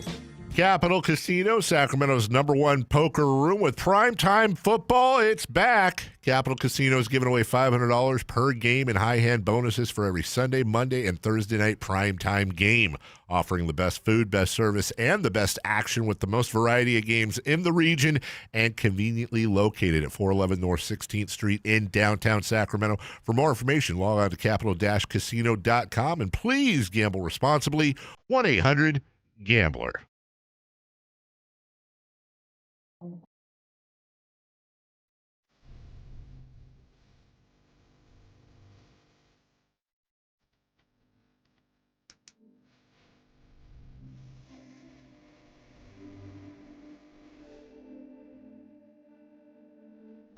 There's always more Kings talk to discuss. And we've got you covered. It's The Drive, guys. Yeah, before we get back to the Kings, I just want to again thank Jay for asking Stevie Johnson that Oregon Trail question, because Stevie is always, very attentive, answering everything the best that he can, giving us more than he needs to give us. But when Jay mentioned Oregon Trail, Stevie lit up like a Christmas tree. He did. That might be the question of the rest of the year for me. Seriously. Really? Like, hey man, but it depends on your era too. Yes. Like you can't, if you're 23, you ain't playing no damn Oregon Trail. So you don't mean it was the best question of the year. You mean that's a question you're going to ask everybody. Yes, I'm asking everybody. That's in that period. You got to be within that space. Right. Yeah. Like if we have Mike Breen on, you're not going to. Nah. Yeah. Mike. Yeah. He was playing Pong and stuff. Playing things like that. But if you were, like I said, you got to kind of be that 35 to 50. I think. Oh, you put it all the way up to 50. Yeah, because I think people were playing Oregon Trail. Sure. Maybe. I don't know. I might be guessing, but that's where I'm going with. That's fair. Yeah. It's fair territory. Yeah, but he described it almost the same way you did, Jay. It was like, it was a chill day. Yeah, absolutely. Oregon Trail, baby. We all felt the same. That just shows you if something makes an impact, it makes an impact throughout the world. Yep. Right? And as much as Oregon Trail was just some random 4-bit, 8-bit game or whatever it was, it goes to show it meant something to certain people throughout our country, let alone maybe the world. I'm not sure. And educational, right? Absolutely. Yeah. Baby, come on now. That was the first time I ever heard of malaria. Same. 6 years old, malaria. What is that? Come on, man. Yeah. I don't think I've told you, but something I'd like to do. I've been kind of working on tanks. Teaching aquatic nature knowledge in schools. I'm trying to get fish tanks in classrooms. Really? I'm trying to set up for teachers like, here's the information. My daughter's a marine biologist. She's available. And just have it in the classroom. Dude, I love it. What's up with that? I got to get funding. I got to be part of the tank. Okay. Dude, that's cool. I sent it to Teaching aquatic nature knowledge in schools, tanks. Okay. And I sent it to somebody with superintendent of Board of Education or something. Yeah. And she's like, well, what do the teachers have to do? Because they're already doing a lot, which I get. So I got to figure out how to figure all that out. So, but I'd like to do that. And I'm I think I'll probably just have to find a classroom to start as kind of a pilot program. But you think that might work, yeah, huh? school district, brother. You talking to your boy. You know I know a few people. Okay. There we All go. right. Man, we're in the Twin Rivers district. Okay. Right now, right? But yeah, come on, man. We have four or five? Five, right? No, 6. Because we have Natomas Unified, we have Sac, we have Elk Grove, we have Twin Rivers, San Juan, and am I missing any? Folsom. Yeah. Right? Folsom has their own, right? Yeah. Okay. And then I got to figure out exactly how it works. But basically, it's just we'll put a fish tank in your classroom, and then you tell us what you want to do with it, and kids are going to learn something. Oh, we got to pick up the phone and call somebody. Okay. We should have sprung out on the mayor when the mayor was here. Maybe. We should have hit Roger Dickinson. You were here. Was I? Yeah. Okay. You All weren't right. here? I was going to ask Lance. Oh, you might not. It might have been me and Draper. Yeah. I was going to ask Lance Blankenship because Okay. he used to kind of be involved in the business, and Very he didn't true. want to. He's like, nah, I don't really Let's wanna. keep it sports, baby. Yeah. So anyway, okay. I think Were it's you a here great with Roger idea. Dickinson? Huh? Were you here with Roger Dickinson? Yes, I was. We should have shot at them too. Okay. Closed Yeah, mouth just- don't get fed, Whitey. You're right. All right. Dang. All right. Teaching I'm on kid it. responsibility too, because you got to feed the fish. Right. You got to do that kind of stuff too. That's true. So- You're right. That'll all be part of the curriculum. Yeah. Tanks. Yeah. Tanks. Teaching aquatic nature knowledge in schools. Tanks. Beautiful. Love it. All right. Kayla has something for us as far as the Kings and the new season, preseason, upon us. Yeah, I thought what would be a fun thing for me. I'm just kind of diving into Kings this year, and it's awesome though that at least I'm here in Sacramento to start the season. So I was curious, guys, if you are going to pick a player this year to start the season. You got to be loyal to him, though, because they might go through some ups and downs. But a player that you really think, okay, they're going to show some solidarity this season in terms of what they're doing overall. Who would that player be? So who are you riding with this season? And that's kind of what the theme is. So Gotcha. whoever wants to start I'll us start. off. I'm Start happy us to off, start. Kev. Yeah. Yeah. This Oh, is, yeah. Here we go. See, Jay was listening. I pay attention. I love it. I could pick a guy who we know is or we think is going to be there all year. I'm not sure. I'm going with the guys on a two-way deal. Okay. And this has been my guy since I saw him in the summer league. And Jay knows this. The Kings were playing in the summer league game, and I don't even know if he was on the roster the whole summer league, but I saw him take a shot. I was like, that guy can shoot. And just at first glance, I was a Daquan Plowden guy. Yeah. Yes. And Friend I of the looked show? him up. Yeah. I looked him up, and I think he had a big game in his first game in the NBA with Atlanta. Averaged last year with the Hawks, played 6 games, 7.2 points per game. But he can shoot. Last year shot 53% from 3 on a small percentage. But I just saw him, I was like, oh, yeah, he's a keeper. So he ended up on a two-way. So he'll be here. He'll be in Stockton. Came on the show, but it was a day when I was on vacation. Oh, shoot. I didn't get to talk to him, but Jay did line him up to And be you on the liked show. him. Yeah, so I'm riding with Daquan Plowden, Jay. I like where you going, baby. But you told him, right? You Yeah, I told him, did. like, Love it. Yeah. Actually, we probably need to talk to DQ about jumping on here weekly. Ooh. Yeah. Much love to DQ, man. He's got nothing but love. Solid dude. Definitely bright. And as he said right here on this show, he just wants the opportunity to showcase what he can do at the 3 position. Absolutely. So that's who I'm riding. Yep. I like it. Yeah. I like it. All right. All right, Jay. You want me to jump on it? Who you riding I went with? back and forth with 3 people. I truly did. I am taking a page out of the book of Kyle Draper. Okay. I think this team goes as far as the star of this team. I am a true believer, as I've said it many a times. I'm a broken record. To win in this league, you need a star. You need a superstar. You need a top 10 guy. I don't think he's a top 10 guy, but like it or dislike it, he's our top 10 guy. And Whitey, you talked about it yesterday. You're looking for a big point per game from this gentleman. And I agree with you. And as much as I played and said, well, you said 25, it gives you 24. I'd be happy with both. But I would say this. If the Kings have an opportunity to make the playoffs, I know it sounds crazy. People could say, Jay, dislike him, don't like it, don't like the move, Chicago West. Got all of that. Unfortunately or fortunately, however you see it, he's here. I'm going with Zach LaVine. There we go. I think you have to. I think you have to ride with Zach if you believe this team, as DraftKings put out there over and under for, they updated it today. The update is no longer 34.5. So if you didn't take it at 34.5, good luck. Now it's at 36. So somebody out there in Vegas knows something that we don't. But I think if you believe this team is going to win 40 games, then Zach LaVine's going to be healthy and he's going to have a big year. Yeah. You know what Sean Cunningham said about him today when he was on with Alan? He said that Zach LaVine, I think this was in camp this year, he said, last year I came in, I tried to fit in, and I can't do that. Sure. Yeah, and that's exactly right. Yeah, everyone needs to fit in with him. So I think we'll see that starting tonight. I like that, Jay. You guys got some good ones. Okay. I feel like this is an easy one, maybe because he's young, he's new, he's fresh. All good. People are excited about it. But I also don't like a lot of the hype players. But I don't know if I'd call him hype because this is a rookie that's an older rookie who spent 5 years in college between Colorado and Colorado State. And, you know, he dropped in the draft probably because he was a little bit of an older rookie. But the Sacramento Kings were like, we see something. We see something in this Nick Clifford guy that we really like. And he then said, I'm glad they came up and got me.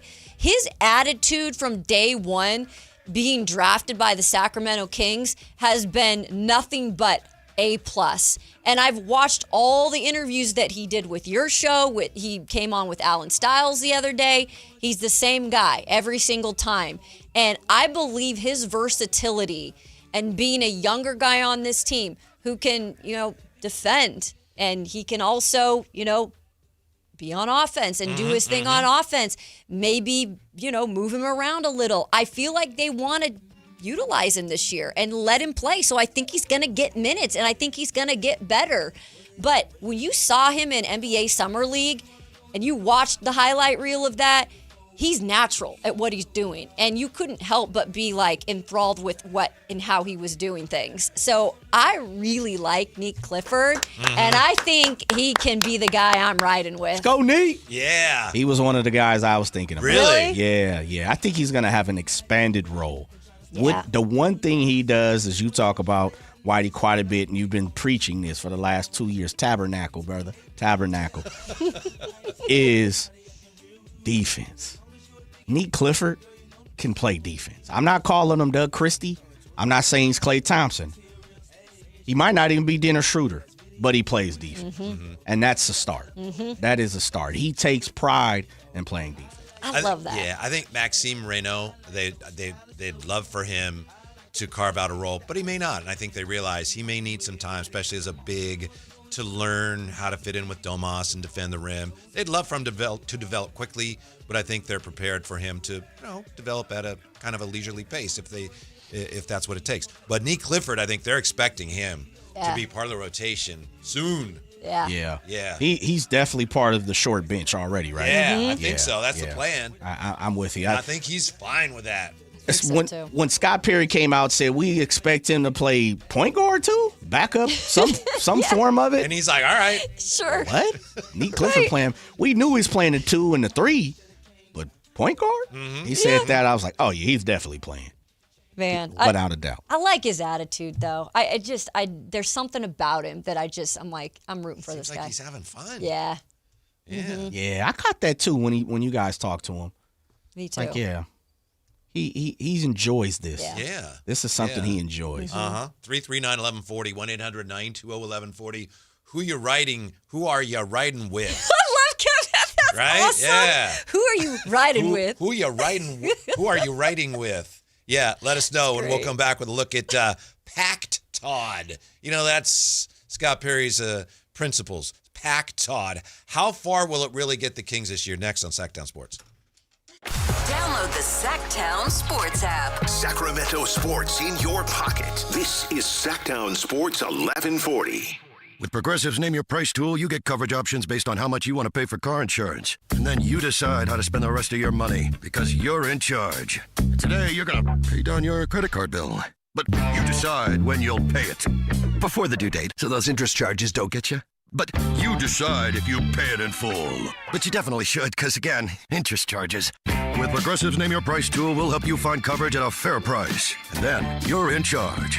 Progressive Casualty Insurance Company and affiliates. Not available in all states. Price and coverage match limited by state law. I'm Scott Hansen, host of NFL Red Zone. Lowe's knows Sundays hit different when you earn them. We've got you covered with outdoor power equipment from Cobalt and everything you need to weatherproof your deck with Trex Decking. Plus, with lawn care from Scott's and, of course, Pit Boss grills and accessories, you can get a home field advantage all season long. So get to Lowe's, get it done, and earn your Sunday. Lowe's, official partner of the NFL.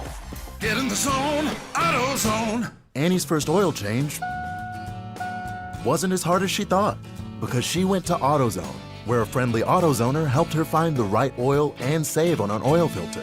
He explained the job and showed her free how-tos on AutoZone.com.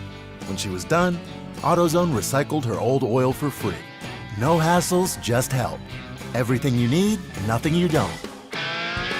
Get in the zone, AutoZone. Restrictions apply. Wesley Financial Group is not a law firm, and Chuck McDowell definitely not an attorney. This is Chuck. If someone talked you into buying something really silly and you want to get out of that silly little thing, my advice, get the facts. Call me and I'll send you our timeshare exit kit absolutely free. Inside, you'll learn how timeshare works and all your options for cancellation. Call Wesley now for your free exit info kit. 800-329-2121. That's 800-329-2121. Morning, Zoe. Got donuts. Jeff Bridges, why are you still living above our garage? Well, I dig the mattress, and I want to be in a T-Mobile commercial like you. Teach me, Saldana.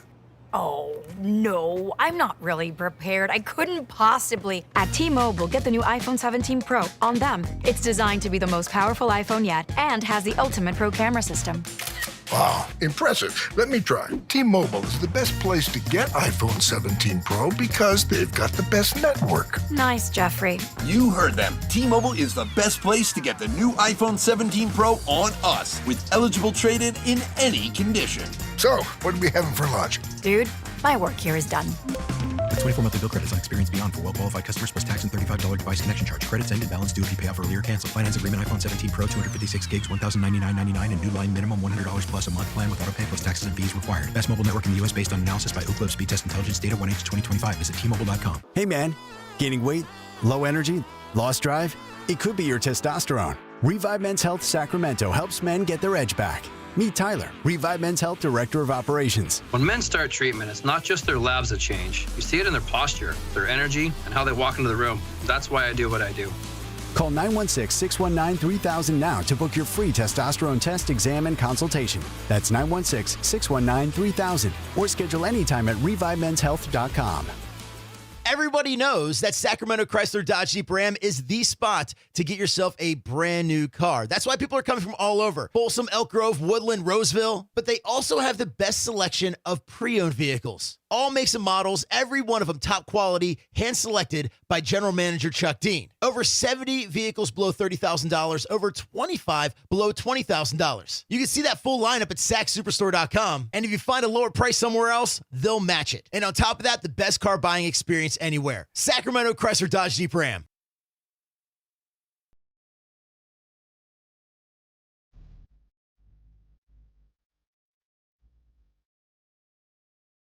Live and local, it's the Drive Guys. Watch the show on youtube.com/Sactown Sports 1140. Or listen on the Sactown Sports app. Jay, I'm not sure you realize what you've started here. Amadrock. Uh-oh. I'm 51 and played Oregon Trail in MLK Middle School in San Francisco. Okay. There we go. Jess's Oregon Trail gang. Come on now, I man. played in elementary. OGT. Yeah. This is great.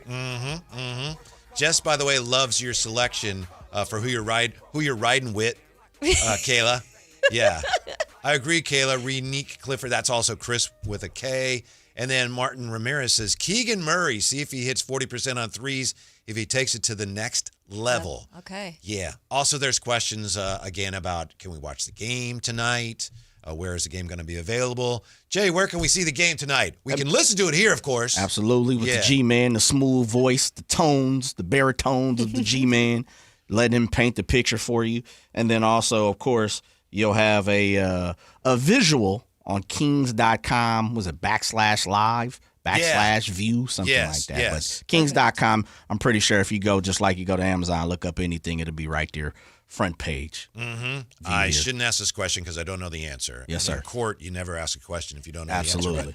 But I know Drapes had said he was going to do preseason games. Do we know if he's doing this game? Or Yeah, he's doing the first two, not the third, and then the fourth he's doing. So he's got tonight, so the Kings, Friday. Kings /live, we will get his call. Yes, sir. Okay, all right. Yeah, so it'll be today, Friday, not third game, and then the fourth game of the preseason he'll do. Mm-hmm. Yeah. Yeah. And I don't know, Jay, I really honestly don't know anything, but maybe we'll get a Drapes take tomorrow or something. You want me to check? Yeah. Okay. Sure. I guess I could do my job and see, hey, bro, are you coming on or what are you doing? You still boycotting us? Or? I could definitely make that happen. Matter of fact, and I preach this, maybe we don't ask them. We kind of almost tell them. Like, hey, don't forget, you got Drapes takes tomorrow. Ooh. Should I do that? Yeah. All right, the other way to play it right. is that he's kind of itching to be back with us in some way, shape, or form, I think. If we do nothing, there's a very good chance we're going to hear from him. Hey, I got my Drapes take. Come on, guys. That is true. Now, I don't know. I could be, that's a little bit of a roll of the dice, but I think there's a good chance we would hear from him. He wants to be needed. Yeah. I got you. He likes us. He likes you anyway, Jay. Oh, he loves you. Yeah, that's a good point. Maybe after the game, I'll let it hang a little bit. And then I know he's got that long-ass drive to Folsom. Oh, that's right. Yeah, he's got to go all the way up the hill to Placer almost. And maybe I'll let it breathe just a pinch. And then I'll shoot him a text. Hey, don't forget about me. Like I don't know if anybody ever texts you guys like that. My uncle, Yes. My uncle's always like, "Don't forget about me." I'm like, "What in the hell are you talking about?" That's my mom, and I talk to her every day. Yeah, I'm like, "Don't forget about me." Like, what? Don't you forget about me. What does that mean? I don't know. It's like they just want the validation. You know? You know how really I would guarantee this would get Drapes on if we had anybody. Okay. Kayla, High Flyer, anybody with their takes. Hey, it's time for Kayla's takes. And we had that on and played his music. Oh, yeah. We'd hear from him like immediately within 90 seconds. Man, what's all what's this here? I heard people up there perpetrating about me. Yeah. He's been that girl's been here 3 weeks and she's taking my takes. What? Drake don't even write his own stuff.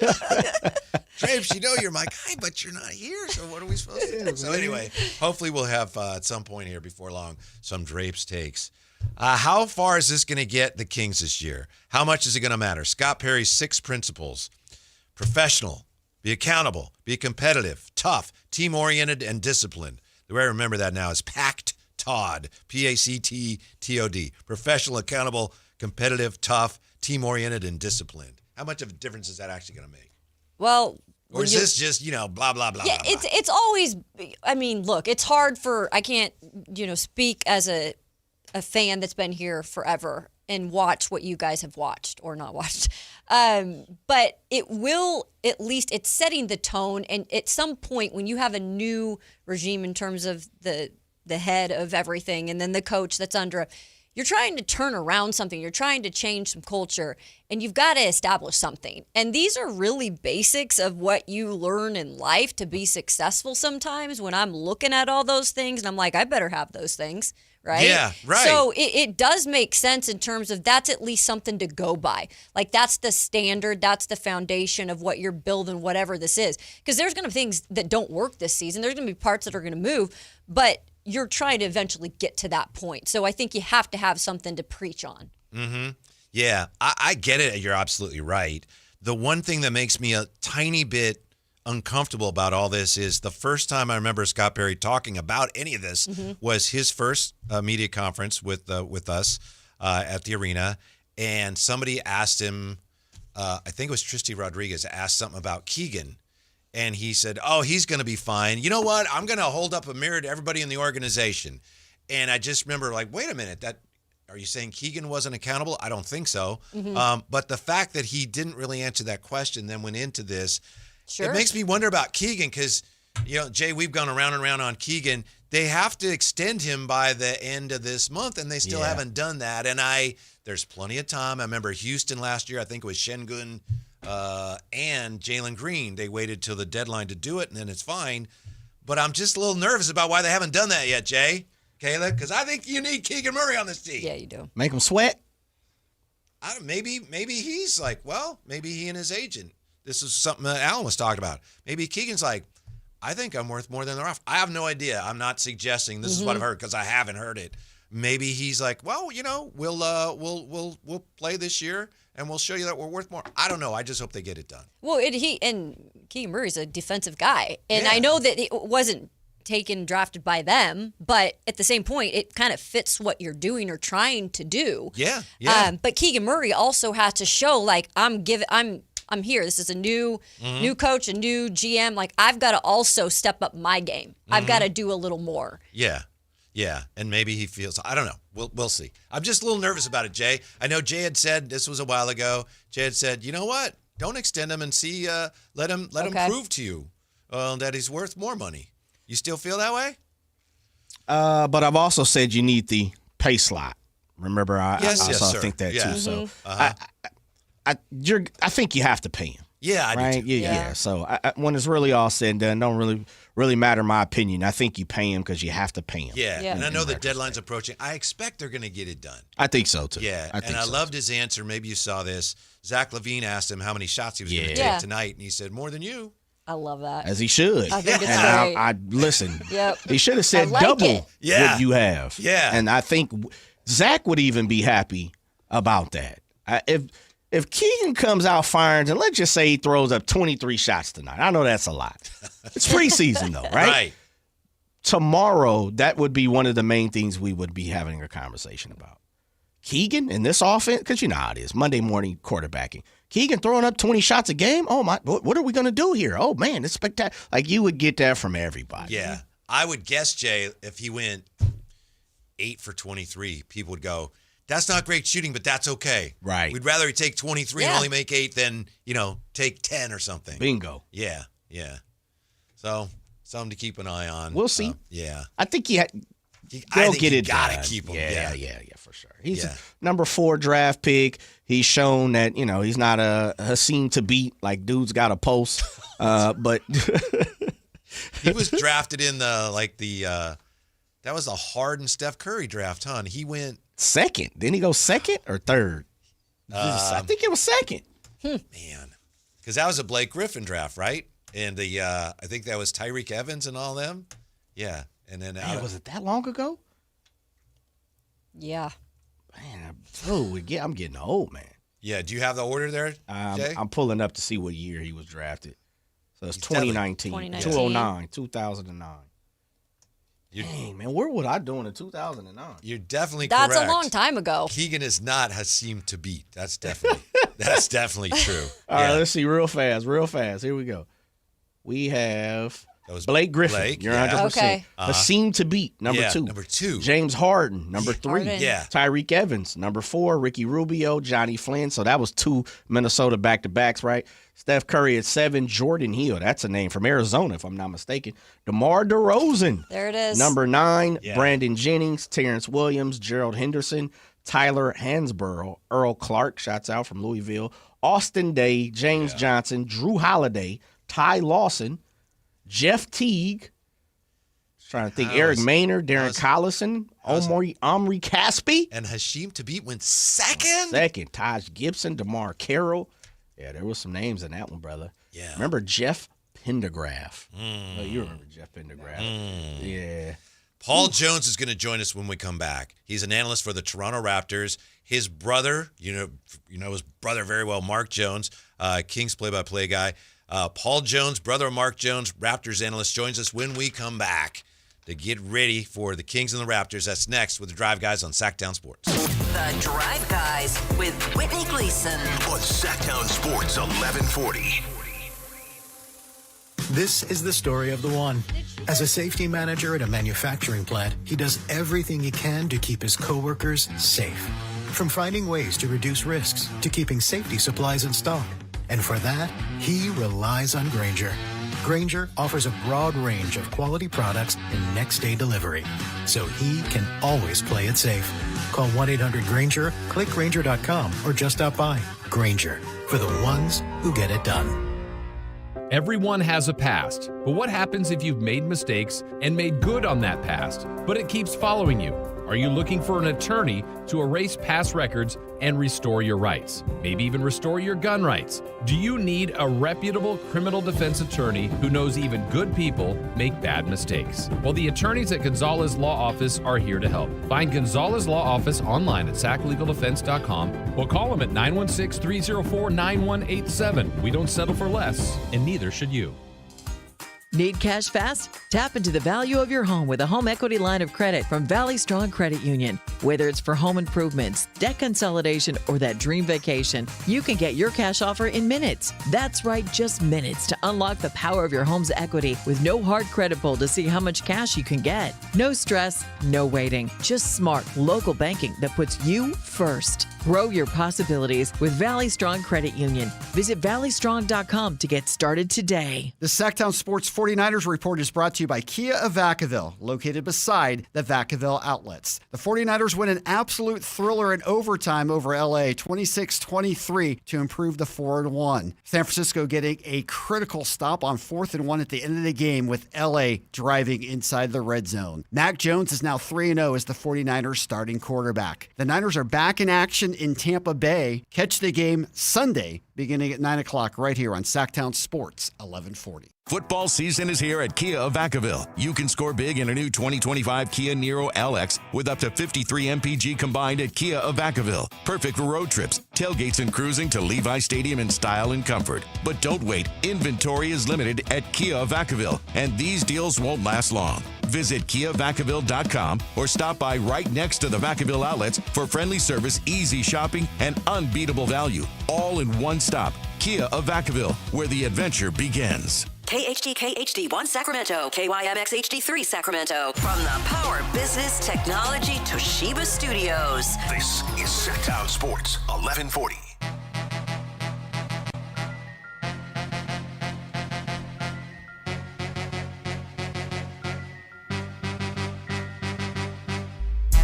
Live and local, it's The Drive Guys. Watch the show on youtube.com/Sactown Sports 1140. Or listen on the Sactown Sports app. Here's what's going on baseball-wise so far today. The Tigers stayed alive. They snuck past the Mariners. 9-3, I think. Right now we've got Cubs leading Milwaukee 4-3 in the top of the 8th. Brewers have the tying run at second base, 1 out. And you got Toronto and the Yankees are 1-1 in the bottom of the 3rd with 1 out. I'm guessing our next guest may be very, very interested in that game. Mm-hmm. Yeah, we'll find out here. Nice enough to join us. He's a long time. Yep. Okay, we're going to get him on in just a second here. Long-time analyst with the Raptors, former voice of the Toronto Raptors. And, of course, his brother is Mark Jones, who does Kings play-by-play. So Paul Jones is going to be joining us here in just a moment as we get ready, of course, for the preseason opener tonight. Kings and Raptors. Let's go, Kayla. Let's go. Kings basketball. I'm excited. I got the shirt on and everything today, so I'm ready. We'll see what happens with Doug Christie and with Dennis Schroeder. I'm going to be looking for Dennis Schroeder, seeing how much he really runs the show at both ends of the floor. The Kings going to pick up 94 feet tonight. Is that something you save for the regular season? I would think know. he started from the start, right? Mm-hmm. I mean, but how much does Dennis Schroeder play tonight? We don't know exactly. He was kind of close to the vest in terms of Doug Christie, kind of saying what would be the lineup today.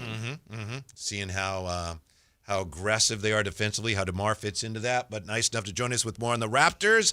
We welcome back to the show, Paul Jones. How are you, Paul? And are you worried about your Blue Jays right now, sir? I am good. I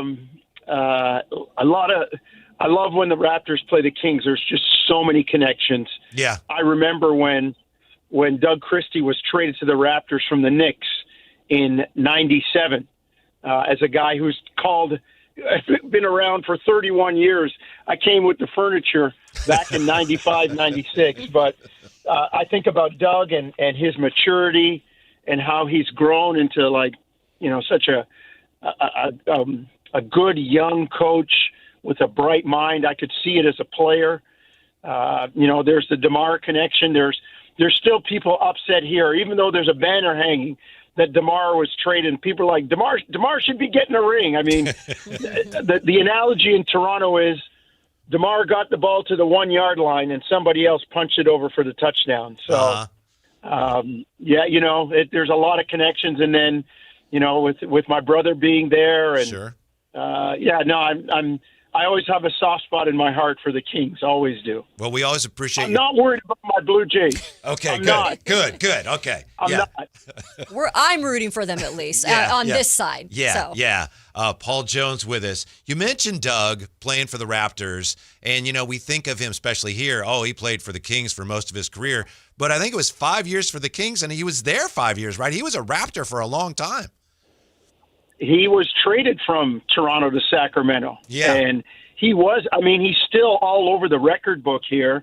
I believe, if not number one, maybe number two in total steals. And I think Doug's calling card is when the greatest player of my generation, maybe the greatest I've seen, although I'm old enough to have watched the end of Wilt Chamberlain and the entire college and pro career of Kareem Abdul-Jabbar, but that dude with 6 rings, that black cat, when Michael Jordan says Doug Christie was one of the people who played him tough, there's no numbers, there's no analytics, there's no stats, pure quantitative, qualitative. That's the guy. And I think Doug, Doug should get a lot of credit for, being the backbone of many good Raptor teams when they started to turn the corner here. Paul, we know how crazy the league is in terms of, there's always the changing of players on teams, but coaches as well. You just never know sometimes why a coach even gets fired. But is there anything that made you kind of think right away, this is a guy who should be a head coach in the league and that can last? When I watched him play, he was just a smart player. I know it's trite, and it's a cliche to use it, but he paid attention to the little things that some people didn't, and he was very willing to learn from the veteran players who were on the team, and not afraid to ask questions. And he was that guy. I mean, the old adage about a coach on the floor. He was unselfish. He played for his teammates. I mean, those are the kind of guys that, go on to become good coaches. And we know this as well as anybody else. It's not always the star player that becomes the great coach, because sometimes, there are discussions about Magic Johnson in coaching in LA where his patience wore thin with guys. Well, hold on, Magic. You could see stuff because you were a great player that the other guys couldn't. And that guy that has to kind of fight his way through it, but is still a good player and understands all of the idiosyncrasies of the game, is one that turns out to be a decent coach. I mean, you look at some of the former players that, are coaching now around the league. Look at a Rick Carlisle. He was a good player, but a bench player in Boston. Yeah. And look at how long he's lasted, so Doug always struck me as that, and like I said, I got a soft spot in my heart for Doug because of that, and he was also just a great community person when he was here in Toronto with the team just starting out. He was great with the kids. He was great with the fans. He embraced the hockey thing too. I got a lot of time for my guy Doug Christie. That's Paul Jones, Raptors analyst, nice enough to join us. And you mentioned all the connections between the Kings and the Raptors. And, of course, you mentioned DeMar DeRozan. I know he's a part of the very fabric of the Raptors' history. How over the years, and I know he's on the back nine now, and he's very productive last year, surefire Hall of Famer. How, Paul, have you seen DeMar's game evolve? He made that change. I mean, when you think of I'm going to name 3 or 4 great players here. When you think of Michael and Kobe and like a Dr. J, these guys that have had great longevity and great careers, they move from a point where they become uber athletic to playing below the rim and on the ground and still getting it done. Did Vinsanity do that? DeMar, Vinsanity did that a little bit too, right, Paul? Vince too. Yeah, another one. Great example. And I watched DeMar do that before he was required to do that. He came in, remember, in the dunk contest, and DeMar could light you up and put you on a poster before you blinked. And in building his game and coming back with something new every summer, he still even has it now. He'll raise up and punch it on somebody, and you'll go, wow. And that's kind of hey, don't forget, I can still do that. But, the pump fakes, the mid-range game, all of those things that he developed, I think he did that before, some people are like, oh, I need to reinvent myself. DeMar was like, no, we're going to invent another part to the game that I'm eventually going to go to, but I'm not going to wait till it's too late to try and do that. And I've watched him do that over the course of his career, and it's probably the reason why he's still in the league right now. Wow. Paul, when it comes to a preseason game, and look, they're shortened now too. There's not as many, and I know people poo-poo it, and it is what it is. But for you as an analyst, what does it do in terms of you kind of actually getting to see these guys going up against another team, some of the new players for the first time, and how does that even help you kind of establish yourself for this next season? Well, when the coaches talk about, like some of the news conferences are not throwaway. When a coach is asked about the way he wants his team to play and the style and the identity, you take that and you put it beside you, and now you start evaluating the team based on those benchmarks. We want to be a team that is disruptive defensively. Okay, I'm watching for that in the preseason. The other night against Denver, I think they created 20-odd turnovers for 31 points off turnovers. So those are things you start to watch. We want to be a team that plays with pace and space and gets good shots early in the clock. Okay, start to watch for that. We want to be a team that, goes 9, 10, 11 deep into the bench to keep the tempo, the pace and the tempo of the game at a certain level. Okay, you start watching for that. So that's how it helps me to kind of evaluate where the coach is at. Is he seeing enough of this? I'm seeing some of it. How much does he see? Does he need to see more? Are there other areas that he needs to focus on? I thought the Raptors did a great job against Denver on Monday night with all of those, but maybe forgot some of the basic half-court stuff where at one point Denver was still shooting, 60 to 70%, and it was a close game. But they were doing all the other things. So for me, I think it's just helps with the constant evaluation of what the coach is looking for and how you continue to tweak and consolidate all the stuff that you really want done.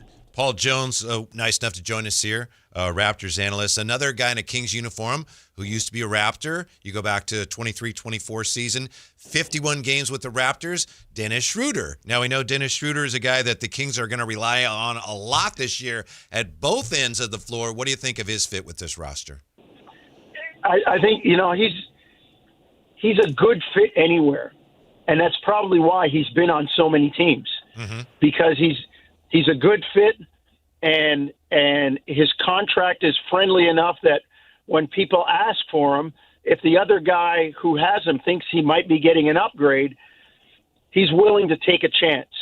But I think you're going to see a guy who gets he's uber competitive. He gets his team organized. He gets them into their sets, and he's got a little edge to him, with that competitiveness. So I think Kings fans are going to enjoy watching him play. And listen, he doesn't back down. He's not afraid. He's not afraid of the big moments. And he's also not afraid to hold, in this day and age when political correctness is abound, he's not afraid to hold teammates or even coaches accountable. Yeah, and I found it interesting, too, because when you listen, he's not getting much respect from the national media, and sometimes we can't listen to the national media, right? They're not here in our towns. But a lot of it is like, okay, he does all the great stuff when he's over in Europe, and we know he won the Eurobasket Championship and all that, but when he plays in the NBA, you just don't see that level. What would you say about that narrative? I think he does it here. I think it goes unnoticed. And I think that's part of a personality in playing a role. When he's playing for Team Germany, there are things that he needs to do and has to do that he doesn't always need to or have to do in the NBA. I mean, he was in Detroit last year. He was playing alongside Cade Cunningham, right? You have a star. I mean, he's coming to Sacramento. He's playing with Sabonis. Like there are things that, he doesn't have to do all the time. He's playing with Zach LaVine, who I believe is probably the key to what the Kings are going to try to accomplish this year. So you're Dennis Schroeder. You understand that, hey, there are times when there are things I must do, but there are other times when, hey, man, I'm the third or fourth option, and I'll just stay in my lane, play my role, and hopefully it works. I mean, it's one of the great lines. You hear my brother talk about it all the time. With my dad was a language major, and that's why my brother and I are the way we are with the language, because he was a Latin major, and we had no choice. He would say, "Hey, Paul, you used the word great 3 times. Find another one." I need to listen to your dad. Yeah, Mark, that's the object of the verb. Come on, correct that sentence. So, but one of my dad's great lines was, as a guy who studied Shakespeare, and it applies to a guy like Schroeder, act your part well. Therein lies your glory. Wow. We talk about being a star in your role. We looked at him when he said that, act your part well, therein lies your glory. He goes, and he turned, he said, let me translate it for you. Stay in your lane, brother. Stay in your lane. What, do you know what play that's from? I don't know which one of Shakespeare. I think it might be As You Like It. Okay. All right. I don't know. I'll have to look that up. I love that. If my dad were alive, he would tell you what play, what scene, what act. So yeah, Paul you Jones. You might have to Google that one on me. I will. Paul Jones, nice enough to join us, Raptors analyst. How about your team? Now, there are a number of pundits I've noticed who've said, hey, Toronto could sneak up on some people this year in a wide open East. If they're going to do that, Paul, how do they do that? I think just because the East is so open this year. I mean, I think Cleveland and New York are probably the class. And then what? Like Detroit? Uh-huh. Atlanta will be better on paper. Orlando will be better on paper. I mean, Orlando had difficulty scoring last year. Maybe a Desmond Bane helps them. But you look around, like, is there anybody else scaring you? Chicago, Charlotte, Boston's injured. Indiana's injured. Milwaukee, they lose Dame. They're still trying to figure it out. So I just gave you 8 teams. What's to say that Toronto isn't right in there with them? And the Raptors have a healthy Brandon Ingram. Their starting lineup has never played together. Pirtle, Barnes, Barrett, Ingram and Quickly.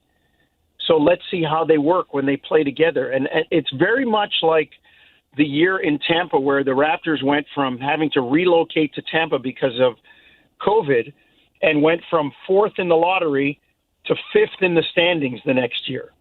Like, we could see something like that for Toronto, depending on how well, like Barrett, Barnes, Ingram share the ball. Pirtle's a guy that doesn't need the ball. quickly can play off the ball, and some of these kids on the bench, Jamal Shedd, who was a 4-year player and well coached at the University of Houston, learned a lot, he said, from a former King now in Miami, and Davion Mitchell. Learned a lot from him. So I just think the Raptors are poised to make a run. They're still in a rebuild, but it's not. We're not playing for ping pong balls the way they did last year. I mean, they were 14-13 after the All-Star break last year, and folks, between us and the radio line here, they weren't always trying to win. Ping pong balls were the order of the day. What? Oh, my goodness. Paul, just a fun one for me because I just moved here, and I know your brother, being here, and when you come and visit, it's such a cool thing that you guys are both in this business doing the same thing. What's maybe like the tradition you guys do when you get together in the same city? Definitely dinner. When before he took the Sacramento job, his other base is in Miami, so we go to play the Heat, and I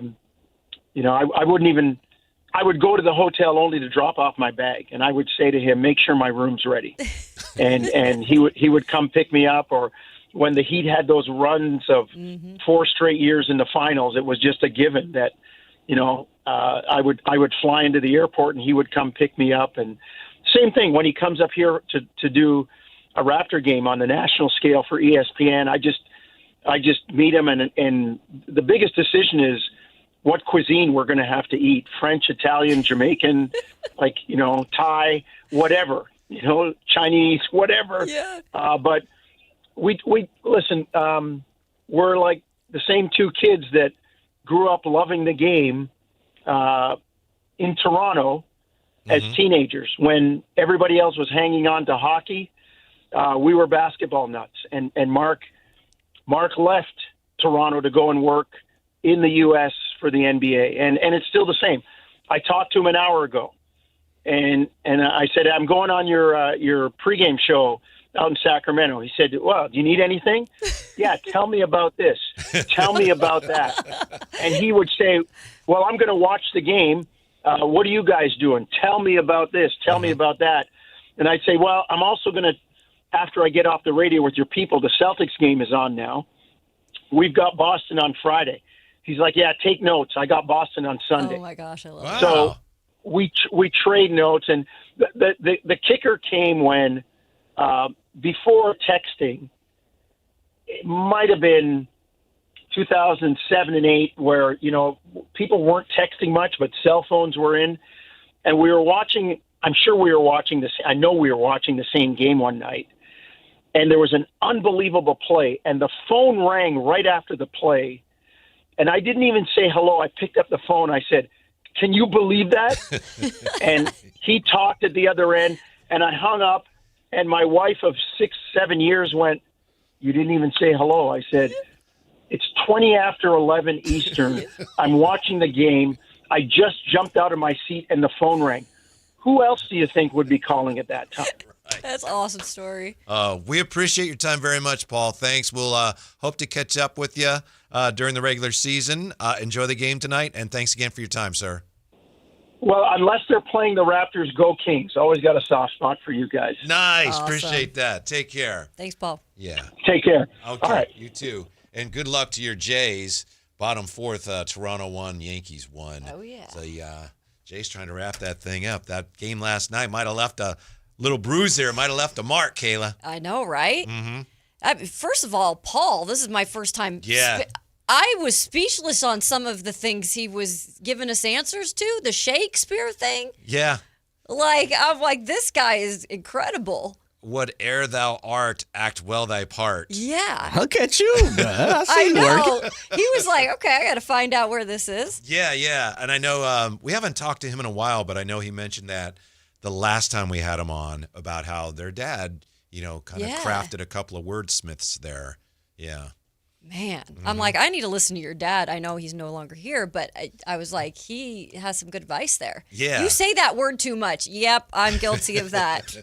I think one thing that a lot of Kings fans don't realize about Mark Jones, and I know right before we talked to him once, year ago, 2 years, whatever it was, started looking up, his background. He was a really good college basketball player. Really? Yeah, Mark Jones was an outstanding college basketball player, and he never really talks about it. No, very humble. Yeah, an excellent player. Well, and he said, like you said, the hockey stick, that's the popularity thing up there, and so they went the other way, doing well for themselves. Yeah, a lot of connections. I'd forgotten about Dennis Schroeder being there as we were talking. I had to look it up. That was great. Hey, was Schroeder there briefly? Yeah, 1 year. Yeah. He's definitely pro Schroeder. Yep, he is. I liked what his answers were on that, too. Mm-hmm. What do you think, Jay? Well, he's been on a lot of teams because everybody wants him, and he's affordable. Yeah, I feel like that wasn't the first time we've heard that on the show. We've heard that from a few different people who have been guests. Is like, you know what? He's probably a little undervalued. And just because what he brings to the table, he adapts very well. He's kind of one of those people that you can put him in any type of offense, any type of defense, and he can probably make it work. And he's kind of shown that too. Yeah. I think the one thing that we're all kind of asking and questioning, can he be a lead dog for a long time? Not for a half of a season, not because, Cade Cunningham is out for an injury. Like, can he be the guy who runs the offense from opening day to the end of the season? Yeah. And everybody says about him, and he said it about himself, he's a dog. He's got that dog in him, that hund in him.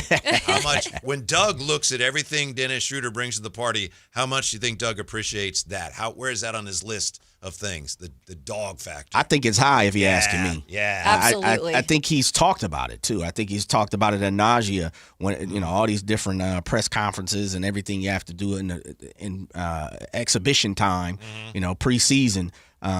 He seems to, the questions that are being asked to him is, listen, and he's giving the answer of, I like what Dennis Schroeder brings to the table. We believe in what he does. No doubt, I'm a let him pick up 94 feet, and we're going to get after it. Yep. And I think when you talk about, the extension of a coach, a right hand of a coach, I think Dennis Schroeder works parallel. They're parallel with him and Doug Christie. And that's kind of the job, right, at that position. You got to have to be an extension of the coach in a way. Yeah. That's why, so many point guards become coaches. Yeah, and sometimes exactly. coaches and point guards kind of clash. Yeah, because it's like, you're supposed to do it like I do it. Right. No, I'm doing it like I do it. And it's think, a healthy thing. Yeah, exactly. I love that about Doug, though, and the answer that he had, too, Paul did about, sometimes the best players don't make the best coaches. And that point was really good, too, in terms of that. Yeah, that's a cool thing about Doug. And there's other really good players that have been good coaches. Bill Russell, Doc Rivers, but Doug was a really good player. He wasn't and we'd all I'd love it if I had been an NBA scrub, but he wasn't a scrub. He was a really good player, becoming a coach now. What would you like to see tonight, Jay? If you could pick, I want to see this. This is what I hope to see. I want to see Zach LaVine shoot the ball well as the focus of the offense tonight. I'd love to see that. Yeah. I want to see Nick Clifford. I already said it once. I just want to see him out there on the floor. He's in Sacramento now.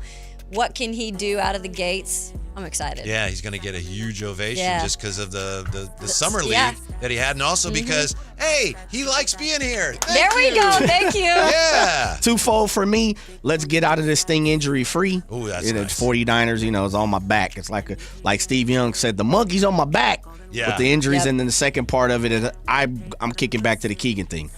Keegan, fire, brother. Yeah. It's preseason. I don't give a damn if you got to do it amongst as you say, within the offense. No, step out the offense tonight, Keegan. You are fire that boy. Yeah, fire it. Yeah. We're not sure when Kayla will be back. Thank you very much for helping us out for a couple of days. Yeah. We really, really appreciate it. I appreciate you guys having me. Yeah. It's been fun. Much love. Very Kayla. well received. Thanks, guys. Yeah. Enjoy the game tonight. Stick around because we got, like you need any more help getting ready for the game. Game night with Scott Marsh and the High Flyer. Henry Turner is next on Sactown Sports.